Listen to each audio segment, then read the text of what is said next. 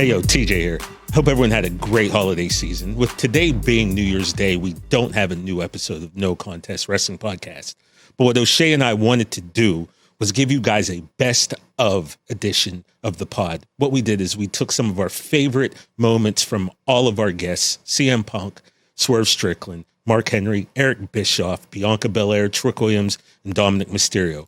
We have a special 2-hour podcast where we just highlight some of the best moments from their appearances here on No Contest Wrestling Podcast. Hope you enjoy. What's going on, everybody? Welcome back to the No Contest Wrestling Podcast. It's good to see y'all. We missed y'all. I hope you missed us. Yeah, I am the heel that you love to hate, O'Shea Jackson Jr. Hey, yo.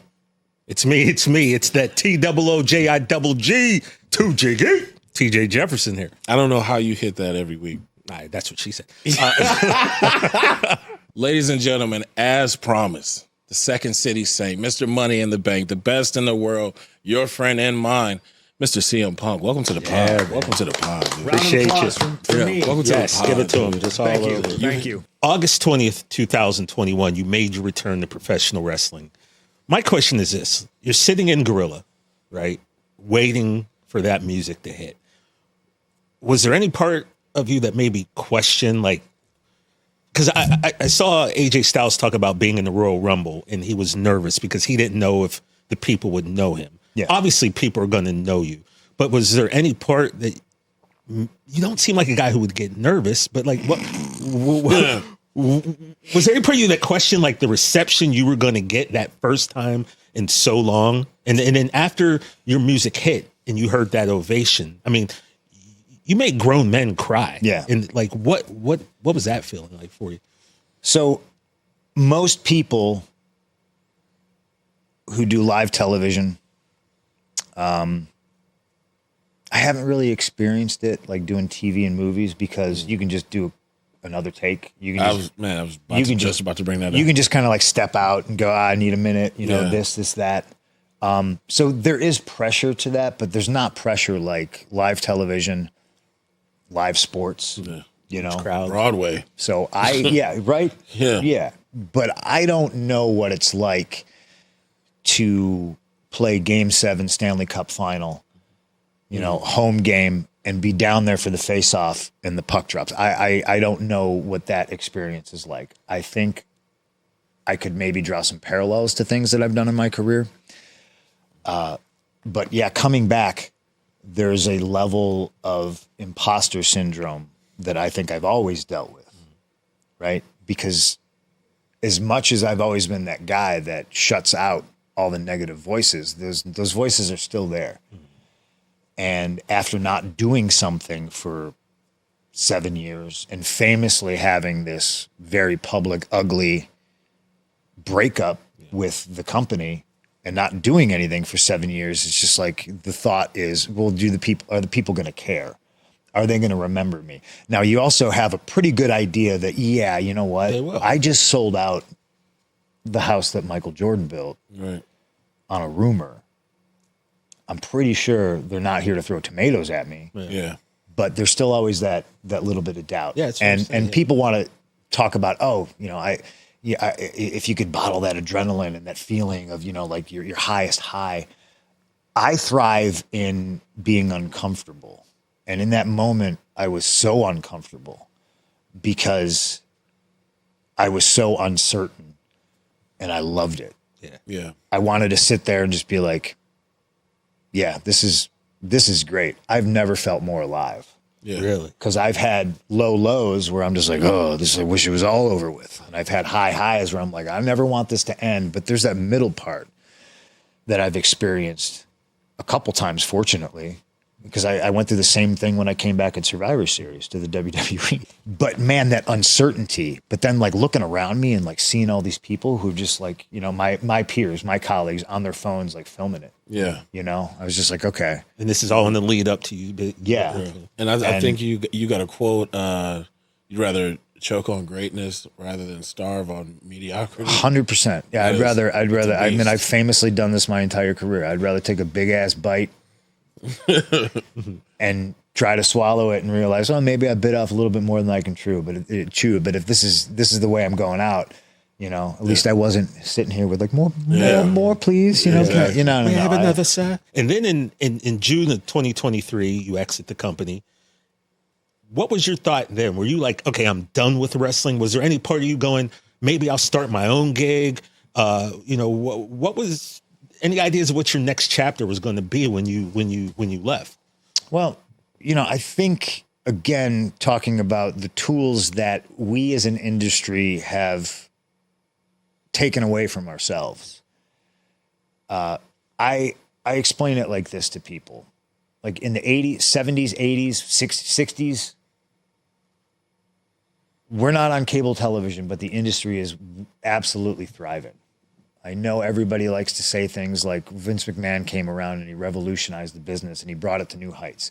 He did in a way, but they were packing Texas Stadium in the early 80s. They were packing Shea Stadium with, Bruno and Zabisco. Yeah. Like business was good. And there were different territories for different guys to go work in all the time. It'd be like if there was one movie studio. Oh, yeah. It'd be like if there was one record label. You're going to get, competition helps. So when I left WWE in 2014, people can argue very much so in bad faith that like, oh, he didn't love the business because he didn't go work the indies. What the fuck was I going to, what was I going to do? Right. You'd already done that. And then, but it's a little bit of that, but then there's also the part of like, who's going to pay me? Yeah. Yeah. Very important.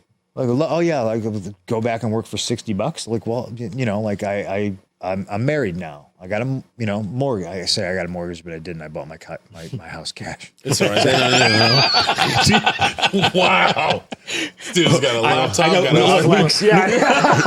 Me personally, I have like 7 CM Punk shirts, so I know that, those merch sales probably do so. Yeah. Thank you, sir. So when I exit AEW, I definitely wasn't like, I'm gonna. I probably did think, okay, that was it. I was done. Yeah. And then because that happened in, I don't know, August or September, and then I'm just like kind of chilling, and then Nick Khan calls me in November, and he's like, when are you free and clear? And I was like, Nick, I don't know if you heard. I was fired. Heard it through the grapevine that I might be free. Yeah, like very publicly. How do you not know that? He's like, oh, no, I know. He's like, he goes, certainly you're not telling me that there's not and then he just stopped himself and he went, okay, we want to talk to you about coming back. And then I was just like, I'm on my way to the gym and I'm flying. I think it was flying to Atlantic City the next day for a CFFC show where I do commentary. And I was just like, sometime shoot me times next week and we'll get on the phone and like, we'll talk. And wheels just started in motion, and you're on the phone with them and somebody says something about Survivor Series being in Chicago and you go, oh. What? Whoa. Oh, man. But we can't get a deal done in that amount of time. Who says? But that's the spot. That's the spot. That's the spot. So how eager are both sides to realize it? How eager were you? As eager as they were. Yeah. It couldn't be the Raw in Nashville the next night. Yeah. It had to be. Yeah. No, because I think when we first started talking, it was just like, okay, the typical Rumble. You come back for the Rumble. Right. But easiest one. But me being the creative that I am, I was immediately just like, yeah, I get it, but that's what you do. That's what you do with everybody. Mm-hmm. Everybody gets that. Yeah. So like, and then it was a gift. Survivor Series is in Chicago.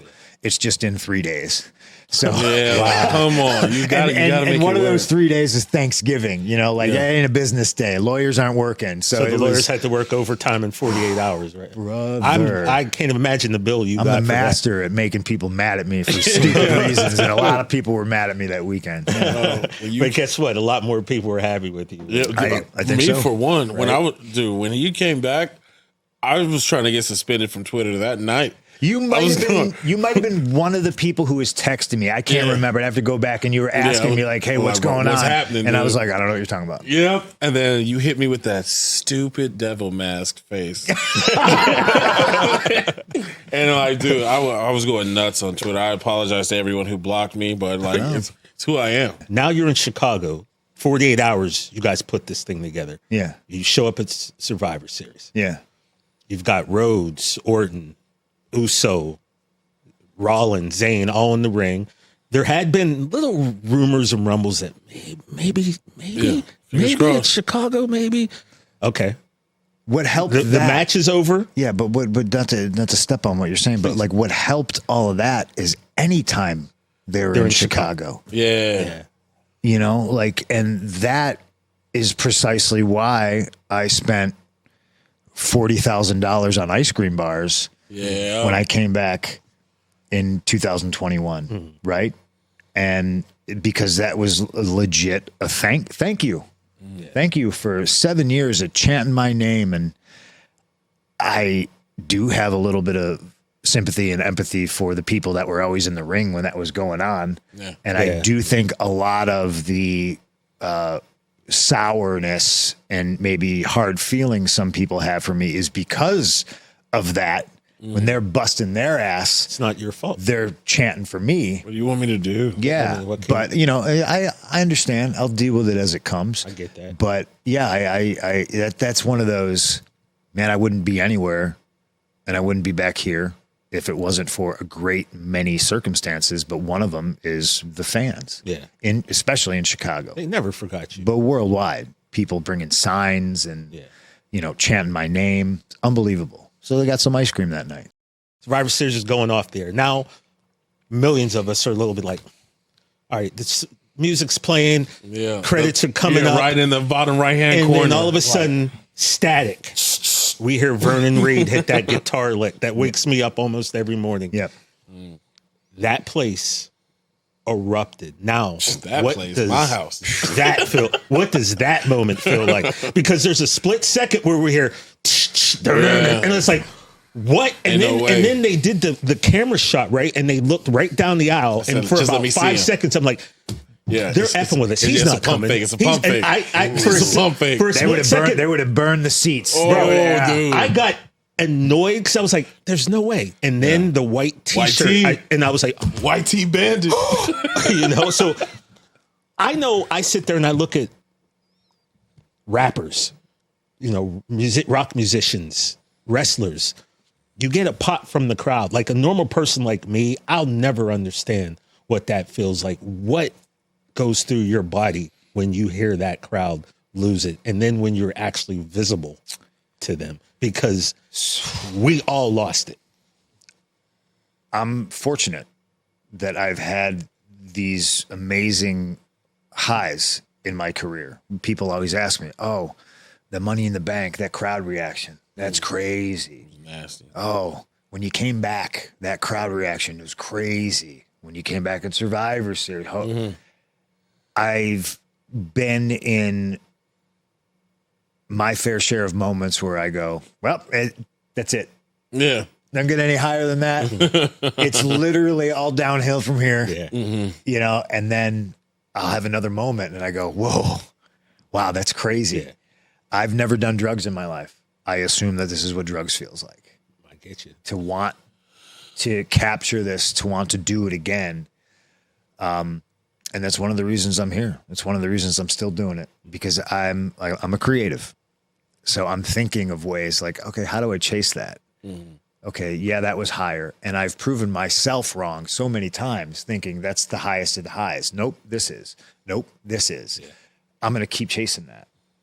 And everything I'm doing, all the ideas and everything is building towards, well, what's bigger than that? Right. Oh, well, what's bigger than that? Yeah. Well, it's bigger than that, and sometimes you fall short, but sometimes you fucking surpass it. When I walked out there, when my music hit, and first of all, you ever been in one of those elevators where it's shoulder to shoulder? Yeah. Like you can't see in front of you because there's a tall dude, and you're like, well, Luckily, I'm usually the tall dude. So, I'm driving to the building, and I don't have a deal yet. And I call my lawyer and I go, I'm gonna drive to the building just in case. Okay. We're just keep working on it. That's nuts. Oh, it's insane. That's nuts. It's insane. How long's that drive from the crib Just to in the case. I mean, depending on traffic, but at that time of year, no construction. So I think I got there pretty quick, 20 minutes maybe. Okay, bet. Yeah. And, man, I'm stressed out leaving the house. You know what I mean? My wife's like, I'm so excited for you. You know, she's like, just put this white T-shirt on. Yeah. I can't remember. I was probably wearing this. I don't know. You know, get to the building. Security comes out, hands me blacks, sweatpants, hoodie. And he goes, sit in your car. Yeah. Yeah. And all right. So here, hoodie up. And the truck next to me, because we have pictures of, superstars on all the 18-wheelers and the TV trucks and stuff like that. And I'm parked right next to the TV truck. And it's just Steve Austin's head looking at me the whole time. So I'm just like, take a picture, sent it to Steve. Yeah. You know what I mean? He hit me back with the WTF, kid. First of all, that's amazing. That's sick. Come on. Yeah. Oh my God. And I just sit there, I'm literally just like sitting By there. yourself in the car. By myself in the car. I'm listening to the Clash and the Ramones. I'm trying to center myself. Yeah. Trying to think about, like 8-year-old me. In through the nose, out through the mouth. Like this is just, just literally trying to be in the moment. If this happens, because it still wasn't a guarantee. Like if this happens, it's just going to set the world on its ear. Was there ever a chance though, really, that you might be like, "No, I'm peeling out and leaving"? Me personally, I mean, there could have been if there was like some hard nose to some things in the the contracts. But again, I think both sides were eager. They wanted it. You know what I mean? But then you get the lawyers involved, and then it's a lot. It's a lot. But I get a text, and it's just like, okay, we're gonna clear the hallway, and we're gonna come get you, and we're just gonna put you in Triple H's office. I'm like, okay. So I run through the building. So like, maybe hoodie on and got you wrapped up like Michael Jackson's son. Yep. They put me in the freight elevator, and it's funny because I know the building like the back of my hand. I'm like, the stairs are right around the corner. I could just walk down the stairs. They put me in the freight elevator. The freight elevator lowers. I hear him on the other side of the elevator. They're screaming and yelling, "Clear the hallway! Clear the hallway!" And I'm like, "Oh no!" Like. Yeah. I'm that guy now. All the boys are going to be like, this is still, why do we have to, but they clear the hallway and the freight elevator door opens up and hit like 6 steps this way is the door I'm walking into. And I walk in there and I just sit down and then I'm just in there and they're starting the War Games match. Okay. Right. So it's literally like, I don't have a deal yet, We're at the end of the show. Yeah. So I'm just sitting in there and the lawyers are going back and forth, hammering stuff out. And Triple H walks in and he's just like, if this gets done, we're just going to wait. When the time's right, we're going to bring you in through Gorilla. And I was like, okay, great. So contracts get executed and it's time. And it's literally just like, okay, deep breath, open the door, walk through Gorilla. And now it's like, there's so many people in Gorilla. Yeah. Can I ask you, who was the first person you saw? Like, do you remember the first person you made eye contact with and they were like, what the? Yeah, right. Because I got brought into Gorilla, and I don't think people knew. I think people were just piled in there because it's the end of the show and there's social media people who are going to be filming, winners and losers coming through the curtain, and they're doing their job and stuff like that. And I remember being a Gorilla, and then all of a sudden I get bear hugged from behind. And like, as I kind of turn around to see who it is, it's Bailey. Standard and Bailey. She's like, I fucking knew it. She's like, as soon as they started yelling at us to clear the hallway, she's like, I knew it. Yeah. And she's not letting go of me. And then like, the Triple H is there, So Bailey let him go. No. Stephanie. I remember seeing and having a moment with, there's somebody I haven't seen in 10 years. Right. You know what I mean? There's somebody that, people are like, oh, they hate each other. Regal, I remember looking at Regal and Regal going, Look at us. Like that Paul Rudd video. Look at us. Hey, look at us. 100%. You know, but there was just so many people in there. It was like, and then I don't know what to do. I absolutely lose my composure. Yeah. Because all I know is I'm coming out. Yeah. But I don't know what the set looks like. I don't know if there's a ramp. I'm literally like in the dark, walking in blind. And so I'm trying to talk to Triple H over the table, you know, and it's so loud and there's so many people and they like hit my music and I'm like, I don't know what I'm doing. Yeah. What am I doing? Look cool.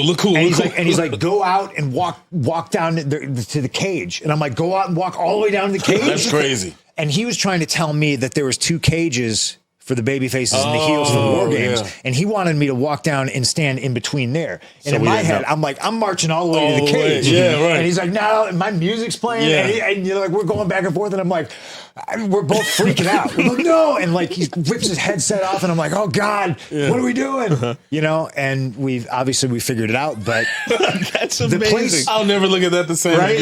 Yeah, the chaos backstage, brother. I mean, it's the last minute. Someone's got to have this on film too. You know? There was so much stuff going on back there, and they film everything now. So I'm sure someday we're going to see a lot of cool stuff. Your next. It was just such a great moment. And I love that chaos and that uncertainty again. I was like, man, I could just drink it up all day. But when the music hit, it was deafening. Yeah. I was like, oh man. And then I'm trying to time it because you know you have cues of when I'm going to walk out. This is when I do this. This is when I go here. You know. But the other thing is, tell this story. Once all that stuff started happening, you know, I'm tight with the band. So so they're calling me going, hey, they're trying to license the song again. If this isn't for you, it's a hard no. Right. And I was like, well, I didn't want to say anything. So I kind of told him it was for me without saying. I was like, maybe you should just let it happen. Yeah. And Corey's like, is it you or is it not you? And I was like, Corey, just. I think I think you should think about it. But what we did, really? Yes. Okay. Yes. And that's because we pay the band. Okay. We're not paying the record label. Oh, okay. All right. They re-recorded it and remastered it. That's smart. Yes. How quickly were they able to do that? I feel much better being like, here's your here you go. How quickly were they able to turn that around? I mean, I think it was like an anniversary thing anyway. So I think it was already, it wasn't something that perfect timing again. Yeah. The universe provides. But again, music hits and I walk out there. And then when I appear, you know, again, I was like, oh, that's loud. I can't hear the song. Really? And then when I appear and it got to another decibel level and I was just like, I have never experienced anything like this in my entire life. I felt like I was inside of a jet engine. Yeah. Because it wasn't anything discernible. It wasn't, I couldn't close my eyes and be like, yeah, that's a crowd of 16,000 people losing their mind. It was just white noise. Blistering. It was just noise. One of the, if not the, hard to argue that it isn't the number one moment of my career. Yeah, dude, that a pop like no other. I want to run through a brick wall right now. Yeah, man, gets you hyped. 83 weeks with Eric Bischoff. He is here with us today on the No Contest Wrestling Podcast. Eric, man, thank you for being here. So, Eric, when did you get involved in the world of wrestling? After you just said that you kind of watched it, you kind of had the idea this is a great way to market. When did you actually step foot into the world? Well, fast forward, I went from selling pop bottle caps door to door to creating a game for kids. I had a good friend of mine who's Japanese, same age as me, and he grew up in Tokyo. I grew up in Detroit. One night we were sitting in a bar, imagine that, having a good time. And, you know, I was explaining to him some of the things that we did as kids to entertain ourselves. You know, we would play army and have rock fights and, you know, and it sounds horrible, but they were clumps of dirt. They weren't heavy rocks. So occasionally you'd get a stitch or two, but it wasn't anything serious. And my friend Sonny said when he was a kid, him and his buddies would go around and they would find milk bottle caps. Interesting. Caps have something in common here. But they would find these caps from milk bottles, and then they would play tag with them. They'd throw them at each other like ninja shuriken stars, right? Those 5-pointed stars. They'd swing them at each other. Yeah. And by the end of the night, we had a pile of napkins scattered all over the place and, 8 or 10 bottles of beer laying around. And we had created this game where you buy the game and it comes in a box. There's 2 felt vests. So you put the vest over your head. There was a Ninja Warrior silkscreen on the front. And this is back in the 80s when Karate Kid was kind of a thing. And then you had a headband that looked like the Karate Kid headband, but it had a piece of plastic to protect your eyes. And you'd get 3 red stars and 3 white stars. Well, the stars were about that big around, and they were Velcro. And they were padded, and there was a little like a washer inside. So there was enough weight you could throw it across the room, but not knock out anybody's teeth. Yeah. So you put this thing on, you just chase each other around and try to hit each other with your stars.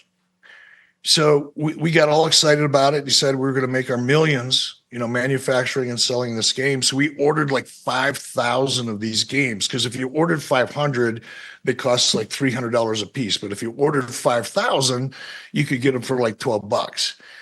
So we begged, borrowed, stole, bounced checks, whatever we needed to do to get these 5,000 games manufactured over in Korea. He sent the games to us. We're finally ready to go. And it was like, well, how do we sell them? Now we got them. How do we sell them? We hadn't figured that out yet. So I started going to shopping malls, and I'd talk to the store manager, and I'd bring like 30 or 40 games with me, stack them up outside the door. And then my wife and I would be, playing this game with each other, kind of demonstrating it. People would come in and buy games. And that was kind of fun for about 20 minutes. And we realized, if we're going to sell these games, we got to come up with a different idea. Yeah. So this is back probably before you all time, but Suzanne Summers had this thing called the Thigh Master. The Thigh Master, yes. Yeah, absolutely. Yep. Made a big impression on me. A lot of ways. I think a lot of us. She's selling these Thigh Masters on this thing that was called an infomercial. Yeah. Well, I had never heard of an infomercial before. But I thought, well, hell, I could do that. I didn't know how to do it, but I figured I could figure it out. So I went to a guy by the name of Vern Gagne. Now, Vern was a wrestling promoter in Minnesota. Mm-hmm. He had a show that was on ESPN Monday through Friday at 3 p.m. Central Time. And he was also a big supporter of amateur wrestling. Yep. And I wrestled in high school, and afterwards I wrestled Greco and freestyle wrestling and AAU, Amateur Athletic Union, and all that. And Vern was a really big amateur wrestling supporter. So I thought, wait a minute. He's got a wrestling show that's on Monday through Friday in the afternoon. Kids are watching that. Yeah. I've got a game that I want kids to buy. Suzanne Summers got this Thigh Master gimmick going on. What if I produce a commercial and talk Vern into airing the commercial during his show, and then we'd sell the game and split the profit 50-50. So I thought, all right, I'm going to call Vern Gagne because, he supports amateur wrestling, and I'm just going to play my amateur wrestling card and see if I can get a meeting. And I did. And we did the deal. Vern agreed to let me run my commercials, and we split the profit.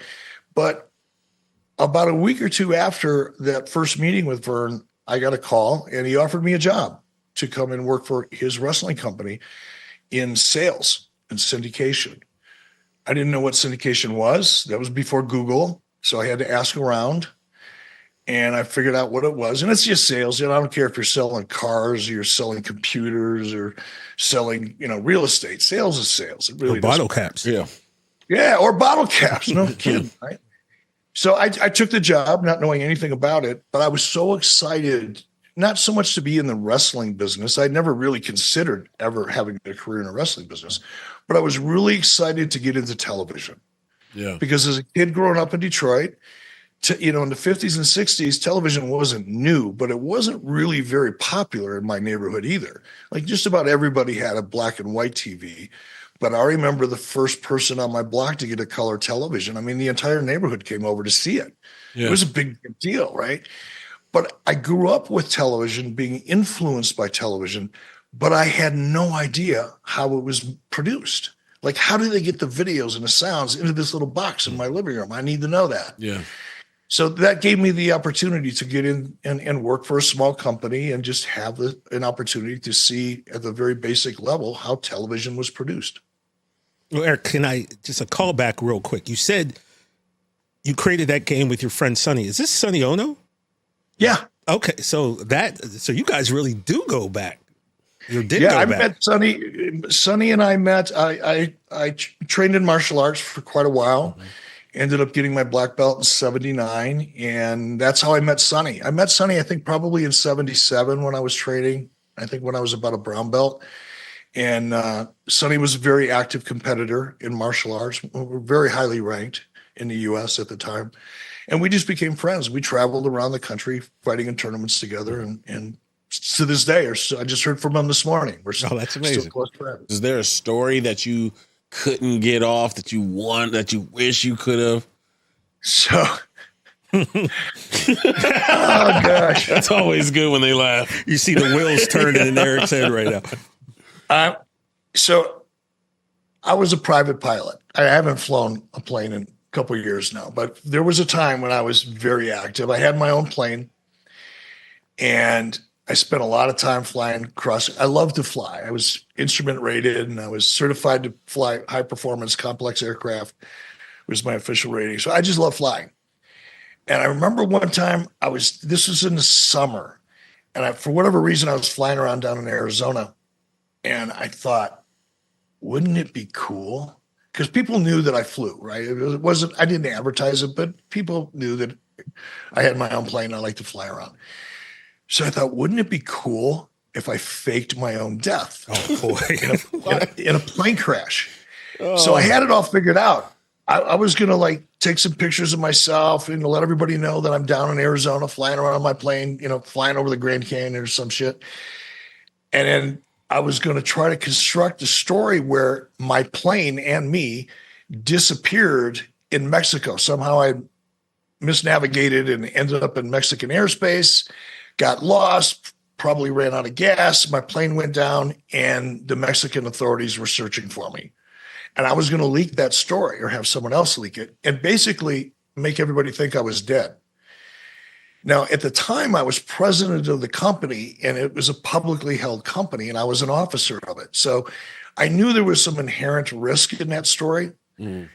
And I went to my boss, Harvey Schiller. He was the president of TBS Sports at the time. I said, and I never asked Harvey permission to do anything. Never. He never. And he never required it. Okay. He let me. He had confidence in me to do what I did. But I thought, maybe I should, before I fake my own death, I should probably give my boss a heads up.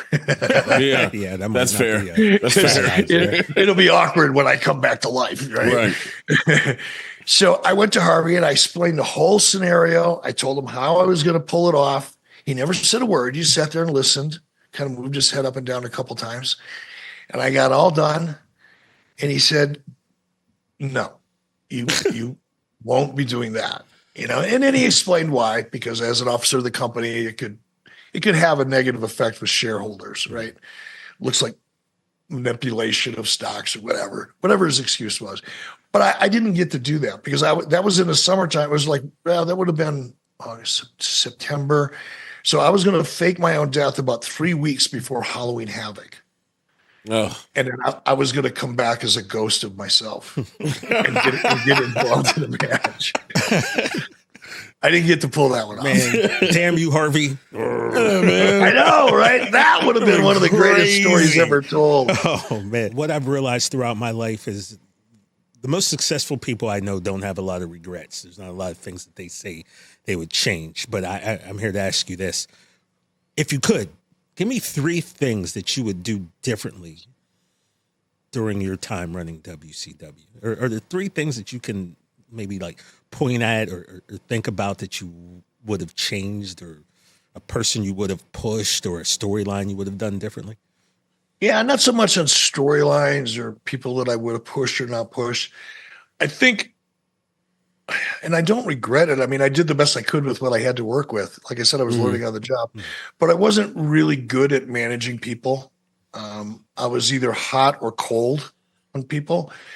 And if I was hot on you, I could tolerate a lot. I could work with you. I could compromise. There's a lot of things that I could do to try to make something better if I really believed in someone.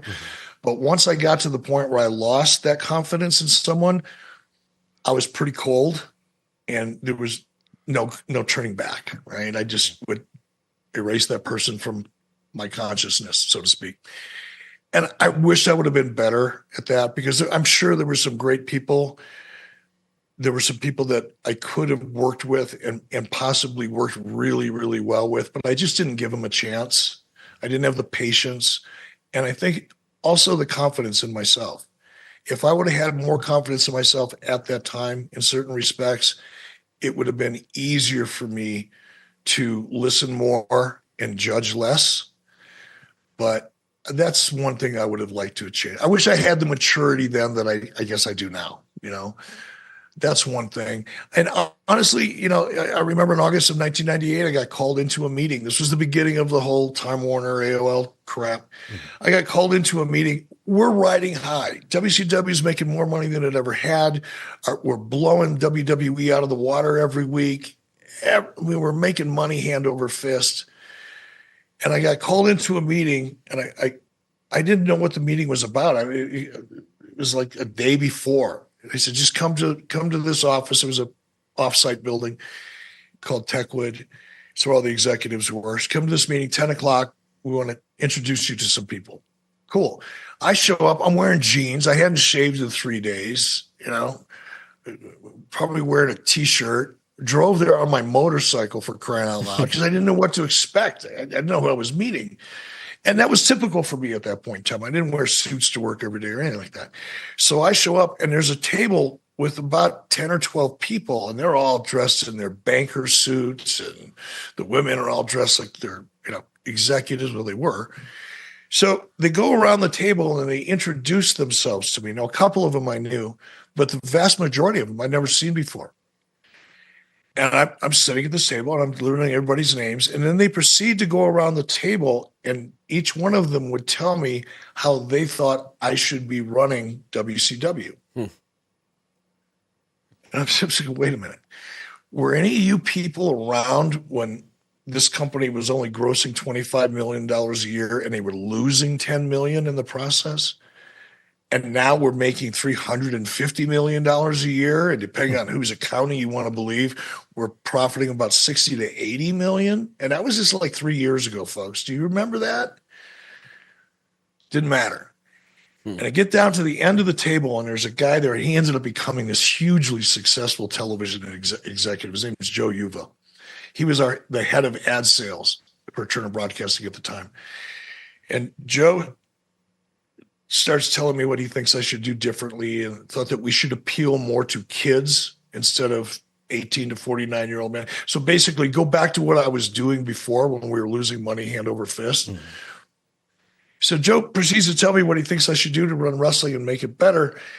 And the name of the show was actually Monday Nitro. People just called it Nitro, but it was actually called Monday Nitro. So in front of all of his peers, other executives, people on the executive committee at Turner Broadcasting, people who are making $2 million a year in salaries, in front of all those people, I said, Joe, let me ask you a question. What night of the week is Nitro on? Oh, it was a trick question. And he paused long enough for me to go, that's what I thought. It's on Monday nights. You should check it out. And when I walked out of that, I said that and this guy was so far up the food chain, farther than me. I figured, well, okay, I just committed career suicide, but I'm good at it. These people, I don't want to work with these people. They don't know what they're talking about. And I didn't get fired for that. I should have, but I didn't. But I told my wife when I got home that day, I said, you know what? I'm going to resign. There's no way. I could see the handwriting on the wall, and I didn't want to be a part of it. But I talked myself out of quitting. Had I resigned at that point in time, my career trajectory would have been a lot different. But I'm just not that guy. I don't like to quit. I mean, I will if I'm forced to. If it's either quit or die, I guess I'll quit. But I just couldn't get myself to quit. But I wish I would have. I regret that. Now, TJ, there's 3 people where I shook their hands and I felt like, damn. Okay. All right. Shaquille O'Neal. Understandable. Now, usually when a man shake your hand, a clap noise is supposed to happen. It was silent. I didn't like that at all. Just it enveloped the sound. Just engulfed my hand. James Harrison outside of the Rich Eisen show. This was last week. Yeah, I shook his hand and my pinky knuckle popped. I didn't like that. I accidentally said a P word to James Harrison. A little bit of spit flew. I watched it go slow motion. It landed on the shoulder. I'm like, please don't see that. He goes, I see you just spit on me. I went, oh. You lucky to be alive. I'm lucky I'm here for this interview. And the third one is this man right here. The hamburger helpers on Mark Henry. Mark, thank you so much. Look at that. Look at that. Thank you so much for joining us on the pod. When did you become a fan? How did you get into the WWE, then F? Take us down that journey of being a wrestling fan turned wrestler. I watched wrestling since I was, like a little kid. I remember Saturday mornings after Kung Fu Theater would go off, and I watched the Shaw Brothers when I thought I was pie made for a little while.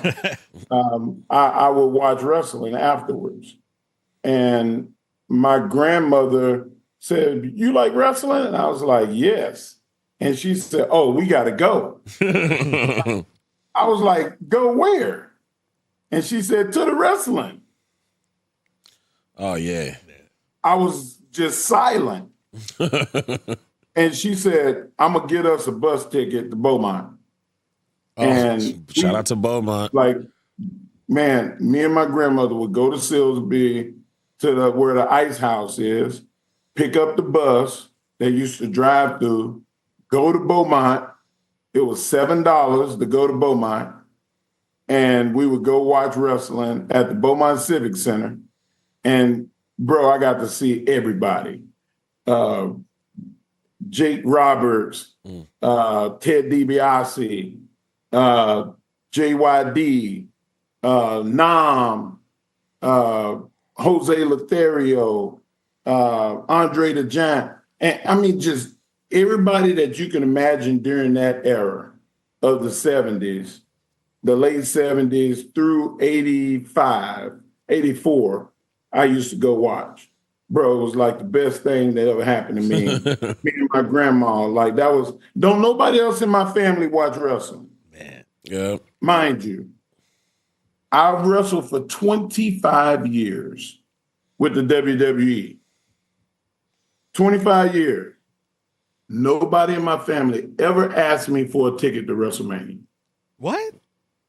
Man, you lucky I'm not related. That's crazy. Never. And that touches me, Mark, because as I've said on our podcast, my grandpa was the one who got me into wrestling. And it was the two of us, and Saturday nights at 6:05, everyone knew the TV was getting changed to WTBS. I don't care what you watch. Mark, at 6:04, your show was ending. It didn't matter what it was. If you started it at 6, at 6:04, I hope you was done, because 6:05, me and Grandpa were changing it to wrestling. Yeah. He would take me to the Jaffa Mosque in Altoona, Pennsylvania. So to hear that story about you and your grandma, man, that touched me and that hit me, because I've that's heard how that story from 1,000 people. Yeah, that's how my journey minimum. started. Like, man, my grandma, my dad, my uncle, my brother's best friend took me. Like, whatever. Somebody took you to, and it just was over. This is a question that we ask every single one of our guests that have come on, all 3. But we are going to ask everybody on here. Now, we've been anticipating this. Yeah, answer, I've been waiting for this one, because you got a bigger pool to pick from. Mm-hmm.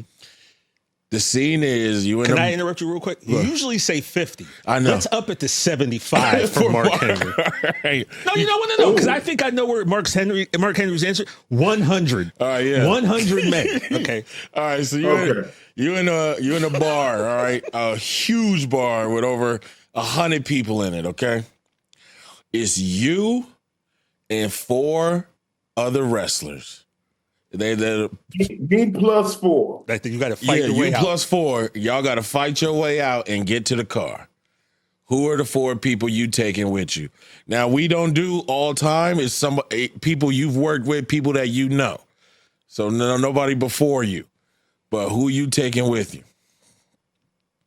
Against 100. It's 100. We doubled the bar Yeah, we size. doubled it for you because I think he could take 50. the 50 himself. is fine with you. I'm definitely gonna take Kurt Angle, Makes sense.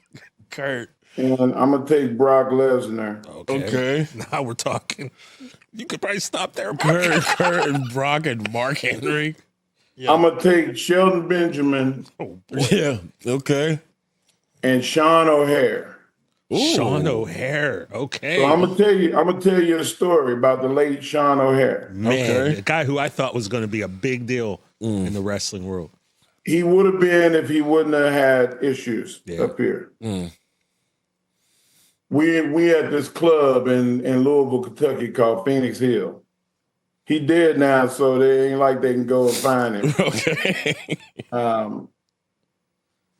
This guy, Sean, used to have black fingernails, tattoos up his neck.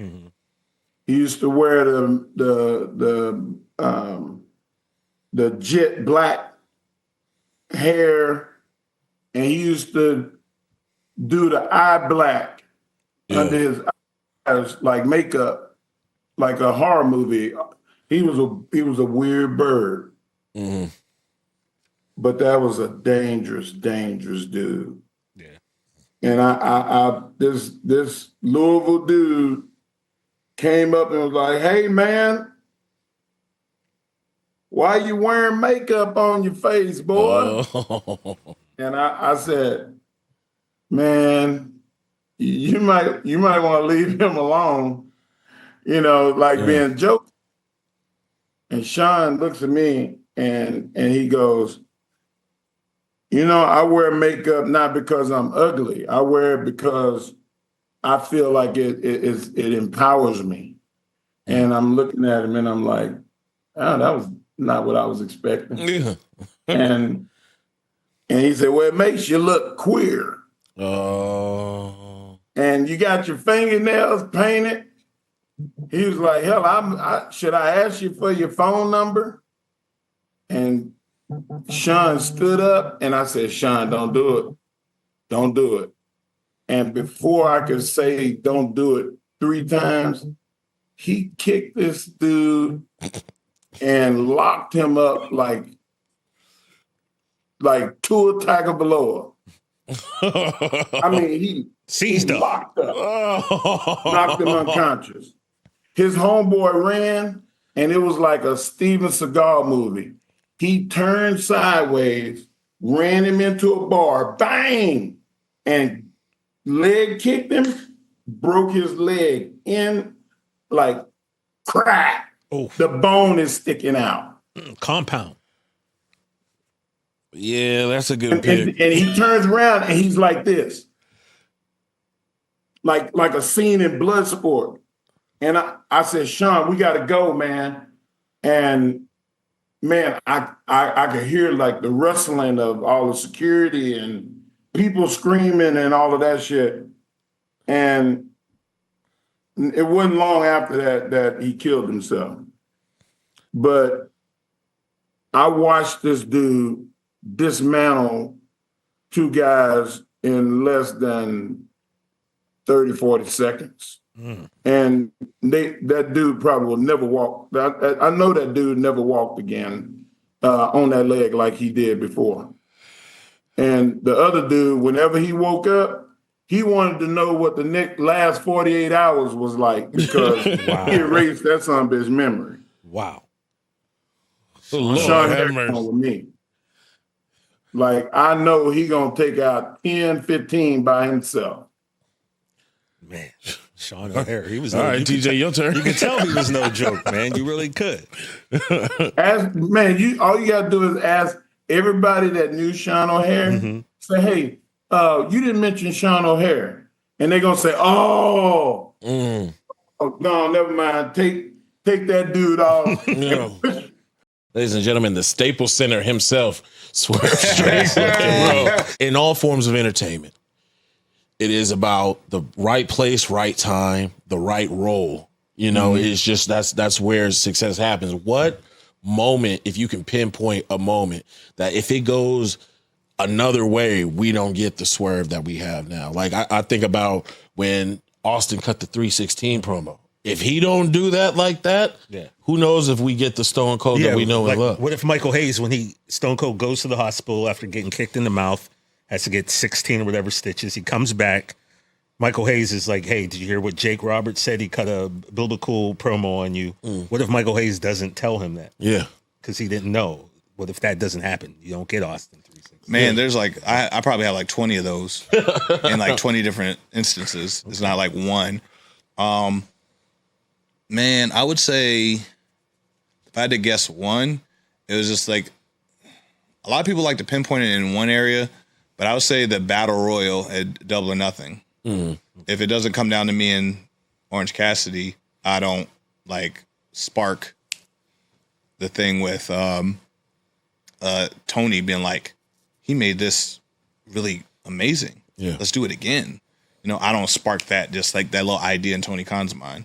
But like through the office from talks, I heard it was me and Tanahashi on a Collision.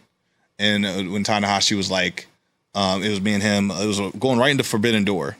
Because I didn't do Forbidden Door, the main show, on the second Forbidden Door. Like we were going back and forth and he was about to hit High Fly Flow, but he slips off. And I run up and I start fighting him up. Boom, boom, boom, boom, boom, boom, boom. And he like knocks me off and he hits me with High Fly Flow and wins. And that was the moment Tony was like, I can trust him in anything.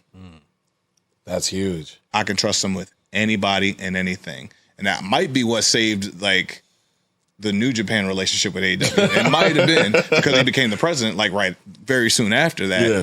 You know, but he gets hurt.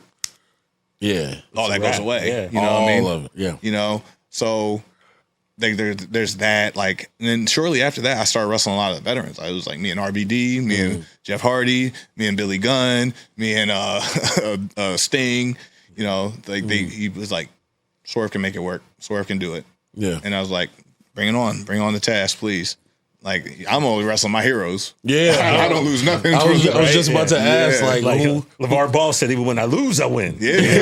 Exactly. And you got to have that in wrestling. That works tremendously. Even when I lose, I have to win. Yeah. Like, Yeah, you've seen, think about the matches we've seen wrestlers lose. Yeah. And yet become bigger stars. By Austin, for example, WrestleMania, loses to Bret Hart.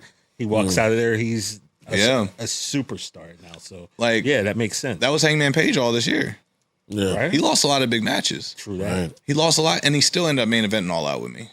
No belt, no championship. I mean, dude, it's Lakers Celtics, is Duke, North Carolina, Alabama, Auburn, and Swerve and Hangman, dude. Before you got into wrestling, though, you enlisted, right? Before you Oh, started your wrestling journey, you enlisted. And 2 weeks after I graduated high school, I was on a bus.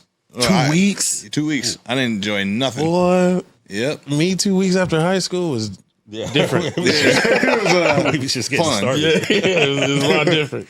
No, I was like, I got to enjoy my girlfriend at the time, and then I got to enjoy my time with my dad in Buffalo for like a week. And he gave me the spiel like, hey, this is what you're going to do. You're going to run into some suckers in the Army. You know, some people like trying to go against the grain. But let me tell you something. The Army's been around for 400 years. It's never going to change. All right? It's never going to change. It ain't going to change. You ain't going to be the one to change it either. Let me tell you that right now. It's going to be the same. So this has been the same since I was in. It's going to be the same when you were in. There's no changing it. Army not going to change. And I was like, he put it that way. Like, it makes sense. Yeah, you know. Like you gonna change the government? Okay, Right, like, no, right. just do what they say, go with it, and it ain't gonna last forever. Just like give me the good straight to be. I'm like, yep, and got on the plane and flew down to Fort Jackson, South Carolina, and that was the first time I was like 16, 17 years old, and I was like on my own, like I got to figure it out. Yeah, But it wasn't like so much that you were left on your own. It was like, oh, we're waking up at 4, report to this at this time.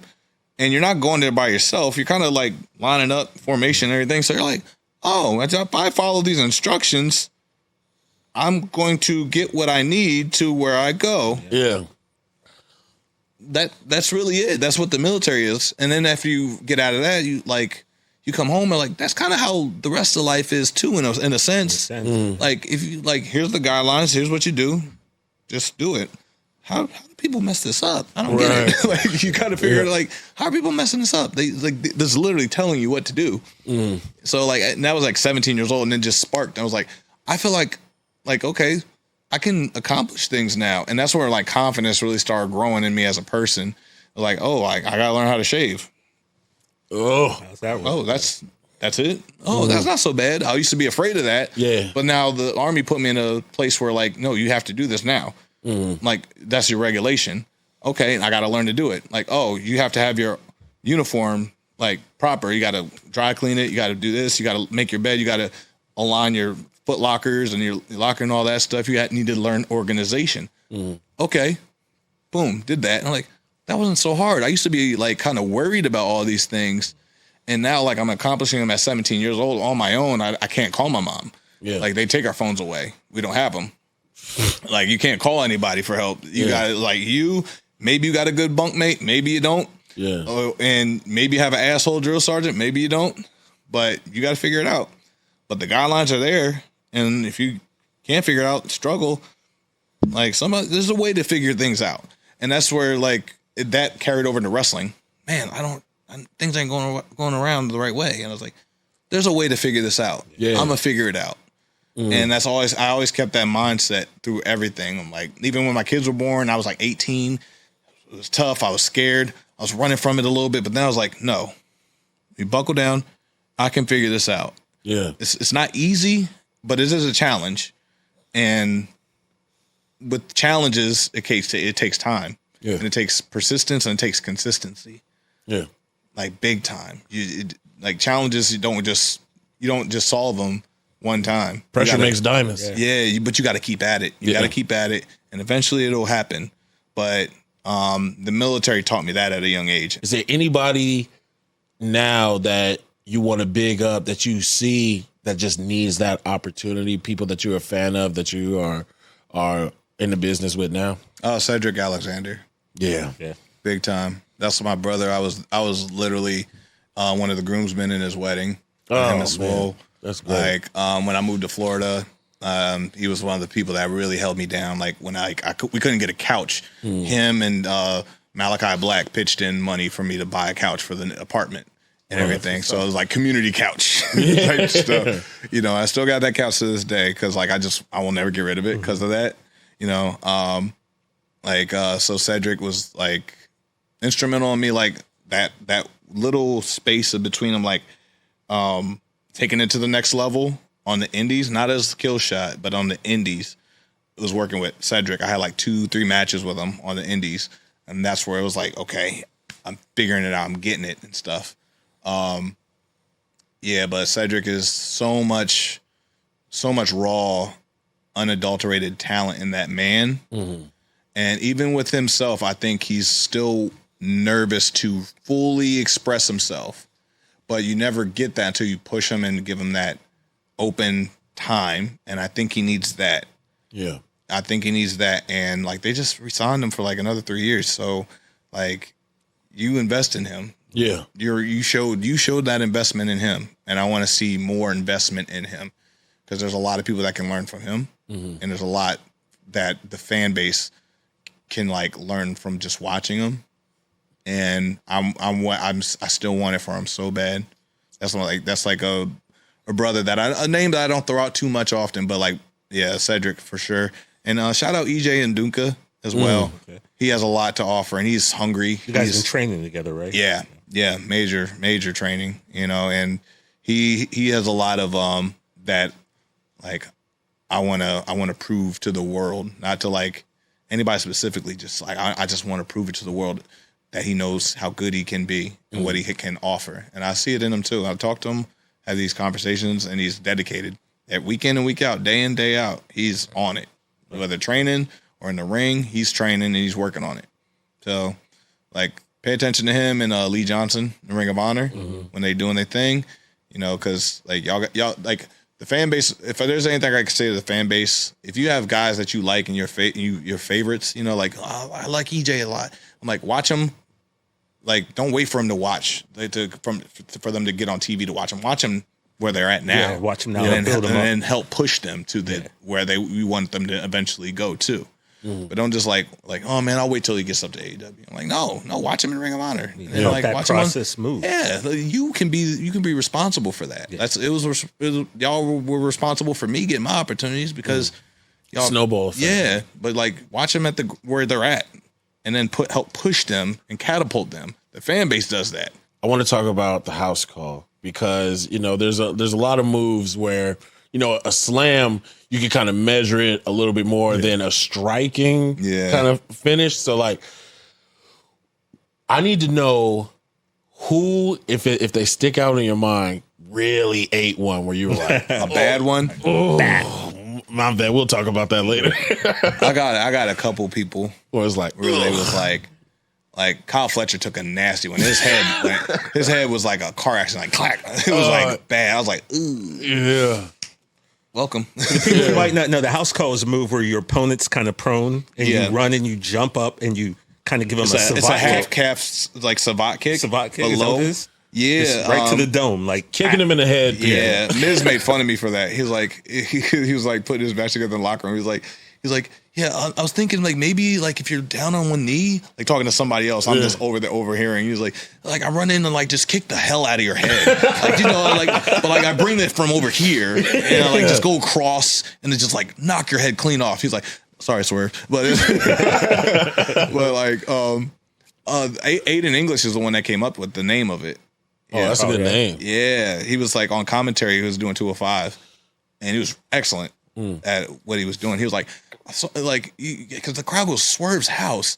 Figure, what if you made a house call as that move you do? Yeah. I was like, I love that. If you want to, like, he's like, I'm gonna put that in commentary, and then I just ran with it ever since then. So shout out him.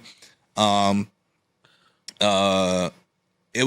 originally saw it because like Johnny Gargano, we were on Evolve and Dragon Gate USA shows, and he would always like snapmare the guy down and hold a kick. He would just like drop it real quick, and I was like, oh. Yeah. And I looked at it, I was like, what if I like held that a little longer? And I would like, so like, that's why I always tell people like, copy what you see, copy what you like. Add on, Yeah, just copy. Like for the first couple years, just copy. Just do copy a little bit. And eventually you'll grow out of it and you'll make something new out of copying somebody. And then you'll be original. Like when I first met Will Ospreay, he copied every freaking move we did. He literally stole every move like we did. Me, Fox, Ricochet, Leo, like Seidel, AJ Styles. He stole all of our shit. But I was like, I love this kid though. Because he's so good. And he made it look pass on the recipes. He made it look better, but then he started like coming into his own and really adding like, because like Andrade was doing like backflip, boom, land, moves all again. Yeah. But he started doing like backflip, boom, shooting star, boom, front roll, jump, fucking full, boom. I was like, he made that look so much better because he copied it originally. Just like, so he started finding his own within the copying. So like, I copied Johnny Gargano. Love you, Johnny. Love you, Candace. And he did it like just real quick. I was like, let me jump and arch it a little bit because I can hold it. Yeah. And it was also, I stuck with it because Will said, like, I tried to do that move and I couldn't do it. I couldn't do it. Listen, bro. I don't know what it is. Listen, like, I can't hold it. I can't do it, bro. It's impossible. I can't do it. I'm like, something you can't do? Yeah. That's mine. Keeping that tight. Yeah. I'm like, so stay away from it. So, but yeah, so like that's where it literally came up. And then like, funny story. So, I don't think I ever told this on air. So we love that. Yeah, man, it's great. No contest wrestling. So I'll let your boys. Oh, I'm gonna upset somebody, but I don't care. Oh, let me get my water ready. So when I first started doing it in NXT or whatever, I would like hit it, but some people would like duck, and so therefore it would like go. And Triple H was like, just don't use it as a finish. I like it, but just don't use it as a finish. I'm like. And then Sean would agree with him, like, yeah, it's not a finish. Like, sometimes it hits, sometimes not. Because people are ducking from it. If you duck from it, I'm like, of course I'm going to miss anything. And, like, you of all people, Sean, you do a super kick. Yeah, right. He's like, it's not a finish. So I struggled finding a new finish for a while in NXT. And then Finn came back, so I couldn't do the swerve stomp. Yeah. So I was like, for a year, I was just like, so I came up with, I'm a big fan of Naruki Doi. So he does the Naruki driver, but originally he's shout out to SATs, the Storm Cradle drivers, the original move for it. But so I came up, I saw that, I was like, I was using it on Leon Ruff, so I can hit that. But then Bronson Reed came up, I'm like, ooh, how do I do this? So it came time to win the North American title, and this is like a year apart, and like Bronson's the North American champion, and then like Sean was like, yeah, we were coming up last night, you guys, we were coming up with the creative for last night. Could you do that kick for the finish? I'm like, you got to be freaking kidding me. You got to be kidding me. No. Just let me cook. And I had to be like, yeah, I can do it. So I had to circle a whole year later of like, Sean, like, now you can do what you want. In the world of professional wrestling, there are literally hundreds of thousands of what ifs that could happen. We each gave 3 what ifs. And we're going to explain how that could have changed the history or the course of wrestling. So who's your number 3? My number 3. What is your number 3, I should say? My number 3 moment, and this is just to dig at everybody on Twitter. What if those damn Cody crybabies would have just knew their role and shut their mouths and let us get Rock versus Roman at 40? Oh my God. Can you just shut up and watch TV? Like, I wanted so bad to be in Philadelphia. Yeah, the Philly crowd. You were in Philadelphia. Rock, that whole thing, and be able to watch Roman break Hulk Hogan's streak. I wanted that so bad. And before all of you get on Twitter, but what you can't take away what Hulk did for the business. Not about Hulk. I'm not talking about him. I'm talking about Roman Reigns. Greatest of all time. I don't care what nobody say. Argue in the comments with yourself. But yeah, man, I really wanted to see that. I really wanted to hear Michael Cole say that Roman Reigns, who I look at as my Mr. WrestleMania, most main events, yada, yada, yada. He would have had the longest streak in the WrestleMania era. I would have loved to have that. And obviously, what Roman has done, it's hard to take that away. He's going to stand the test of time. He's still doing it. I hope I get to see him with the title again. But yeah, I use that third one just to dig at y'all. The other 2, you'll agree with me. My number 3 what if for today is, what if Stephanie McMahon didn't hear John Cena freestyling on the back of the bus that day? Because the story goes, they're on the bus going somewhere. Cena's in the back, I believe, with Rikishi, Rey Mysterio, a few people, and he starts to freestyle. Cena, he's got bars. Yeah. And Stephanie McMahon hears this. And she suggested a tweak to his character. The Doctor of Thugonomics is born. Word life. This is basic thugonomics. Yep. That became huge, right? John Cena, he came out in every town with the different jerseys. He had a rap for everybody he was going against, every city, every town, every opponent. Changed the perception of John Cena. It led to over a decade-long run of John Cena being on top of the WWE and thus being on top of the wrestling world. So I always have to wonder, if Stephanie McMahon did not hear John Cena rap, what would have happened for that time period? We wouldn't have got the man. My number 2. Now this one, probably early in my life as a wrestling fan, this was probably the most stressful angle of my life. But later on, I found out that I got shortchanged a little bit because of, some personal reasons. But what if we had all the major WCW and ECW players for that alliance angle? Man, that was one of my ideas too. Oh, dude. If they had the heavy hitters, like the heavy hitters in that, it would have, they would have still be getting paid off of it. Like it to think of it now, the missed opportunity. Yes, of course. And, there was a lot going on during those wars. Time Warner contracts was the big thing. They were paying guys hundreds of thousands, millions of dollars to basically stay at home if you felt like it. And very few guys, shout out to Booker T, five time, actually 6. Booker T is the only guy who's gives himself less championships than he actually won. He's gracious, bro. He's gracious. king. He's King Booker, He's one bro. of the few guys who was just like, I'm going to keep working. I'm going to make my way over here. I'm going to make a name for myself. But I think about that all the time. I used to wish that maybe WCW had stayed separate and they could have run them as two different companies. I mean, what would that last match be? You know, if we could have Sting, we could have Goldberg, we could have DDP. Yep. Who would we have for RVD. ECW? Yeah, RVD at the end of it. Like, just the Triple H not getting his quad tore off the bone and him being able to be in it. Just if we could have got the full magnitude of that alliance angle, it would have been the greatest story in the history of the business. You mentioned Triple H, right? Yeah. And he has a little bit to do with my number 2. And that is, what if the curtain call never happens? Oh, man. So I thought you were about to say something else. I was about to get back mad. in the day, I believe it was 1996, if I'm not mistaken, Kevin Nash and Scott Hall decide that they're going to leave WWE. After a steel cage match between Shawn Michaels and Kevin Nash, Scott Hall and Triple H come to the ring inside the cage. Basically, there's not a lot of footage of this. We have like one fan video who snuck a video camera into Madison Square Garden who recorded this. Really the only shot that I've ever seen from it. I've seen still pictures, never seen another video. They all hug, they embrace. It was a way for the Clique to say goodbye to each other.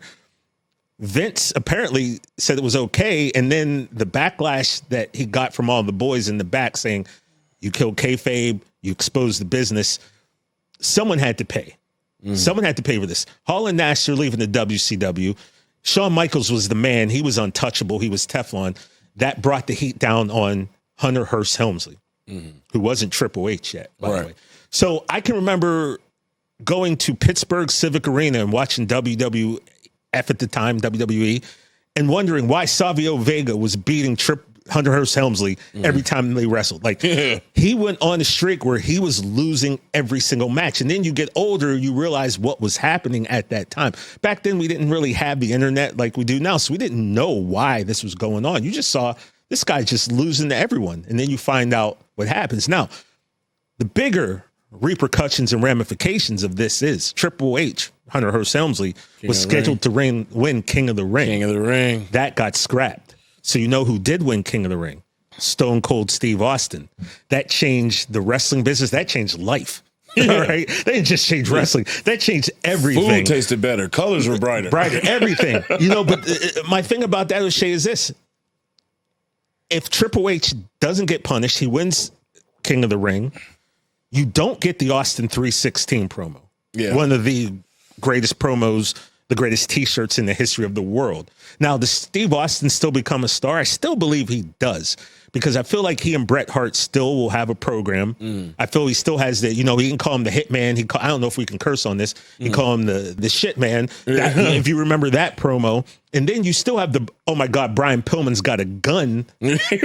If you can remember that, when the former Hollywood Blondes and WCW got together.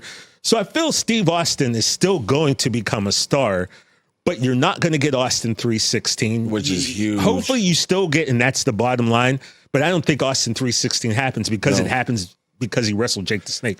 My number 1, I feel like somebody through the screen or wherever you're listening is thinking this, it's got to be Screwjob.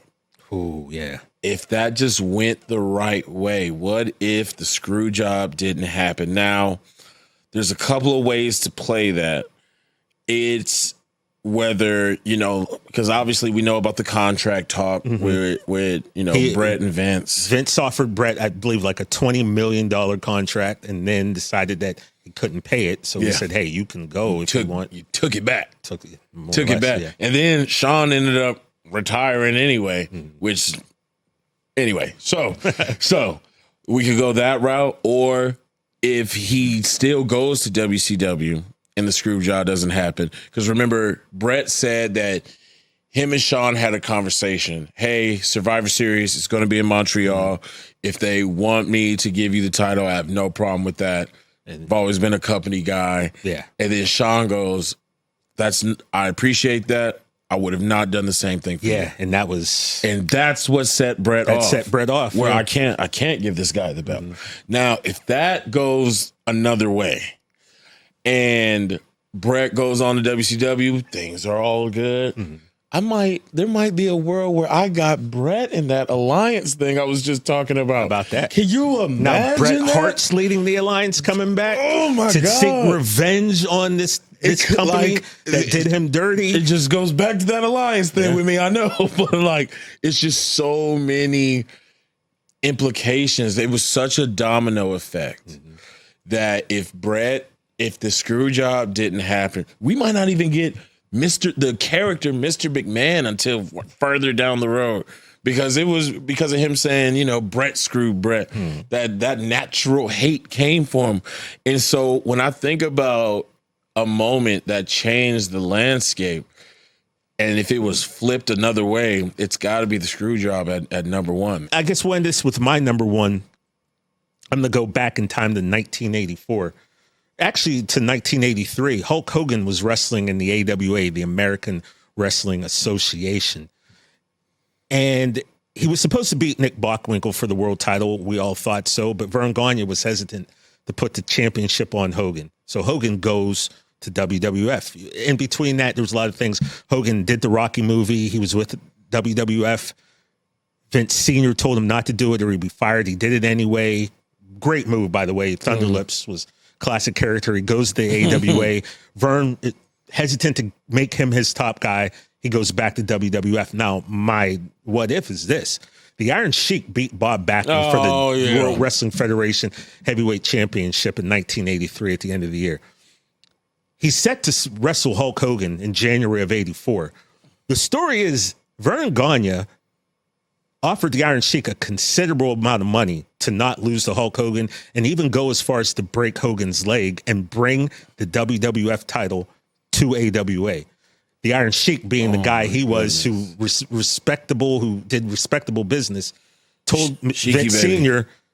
what was going to happen, or actually it was Vince Jr., I guess, one of the two Vinces, and told them what was offered to him and basically said, I'm not going to do this. I'm going to put the jabroni Hulk Hogan over. Yes. And he did business the right way. But you always got to think, what happens if the Iron Sheik decides to take that money, break Hulk Hogan's leg?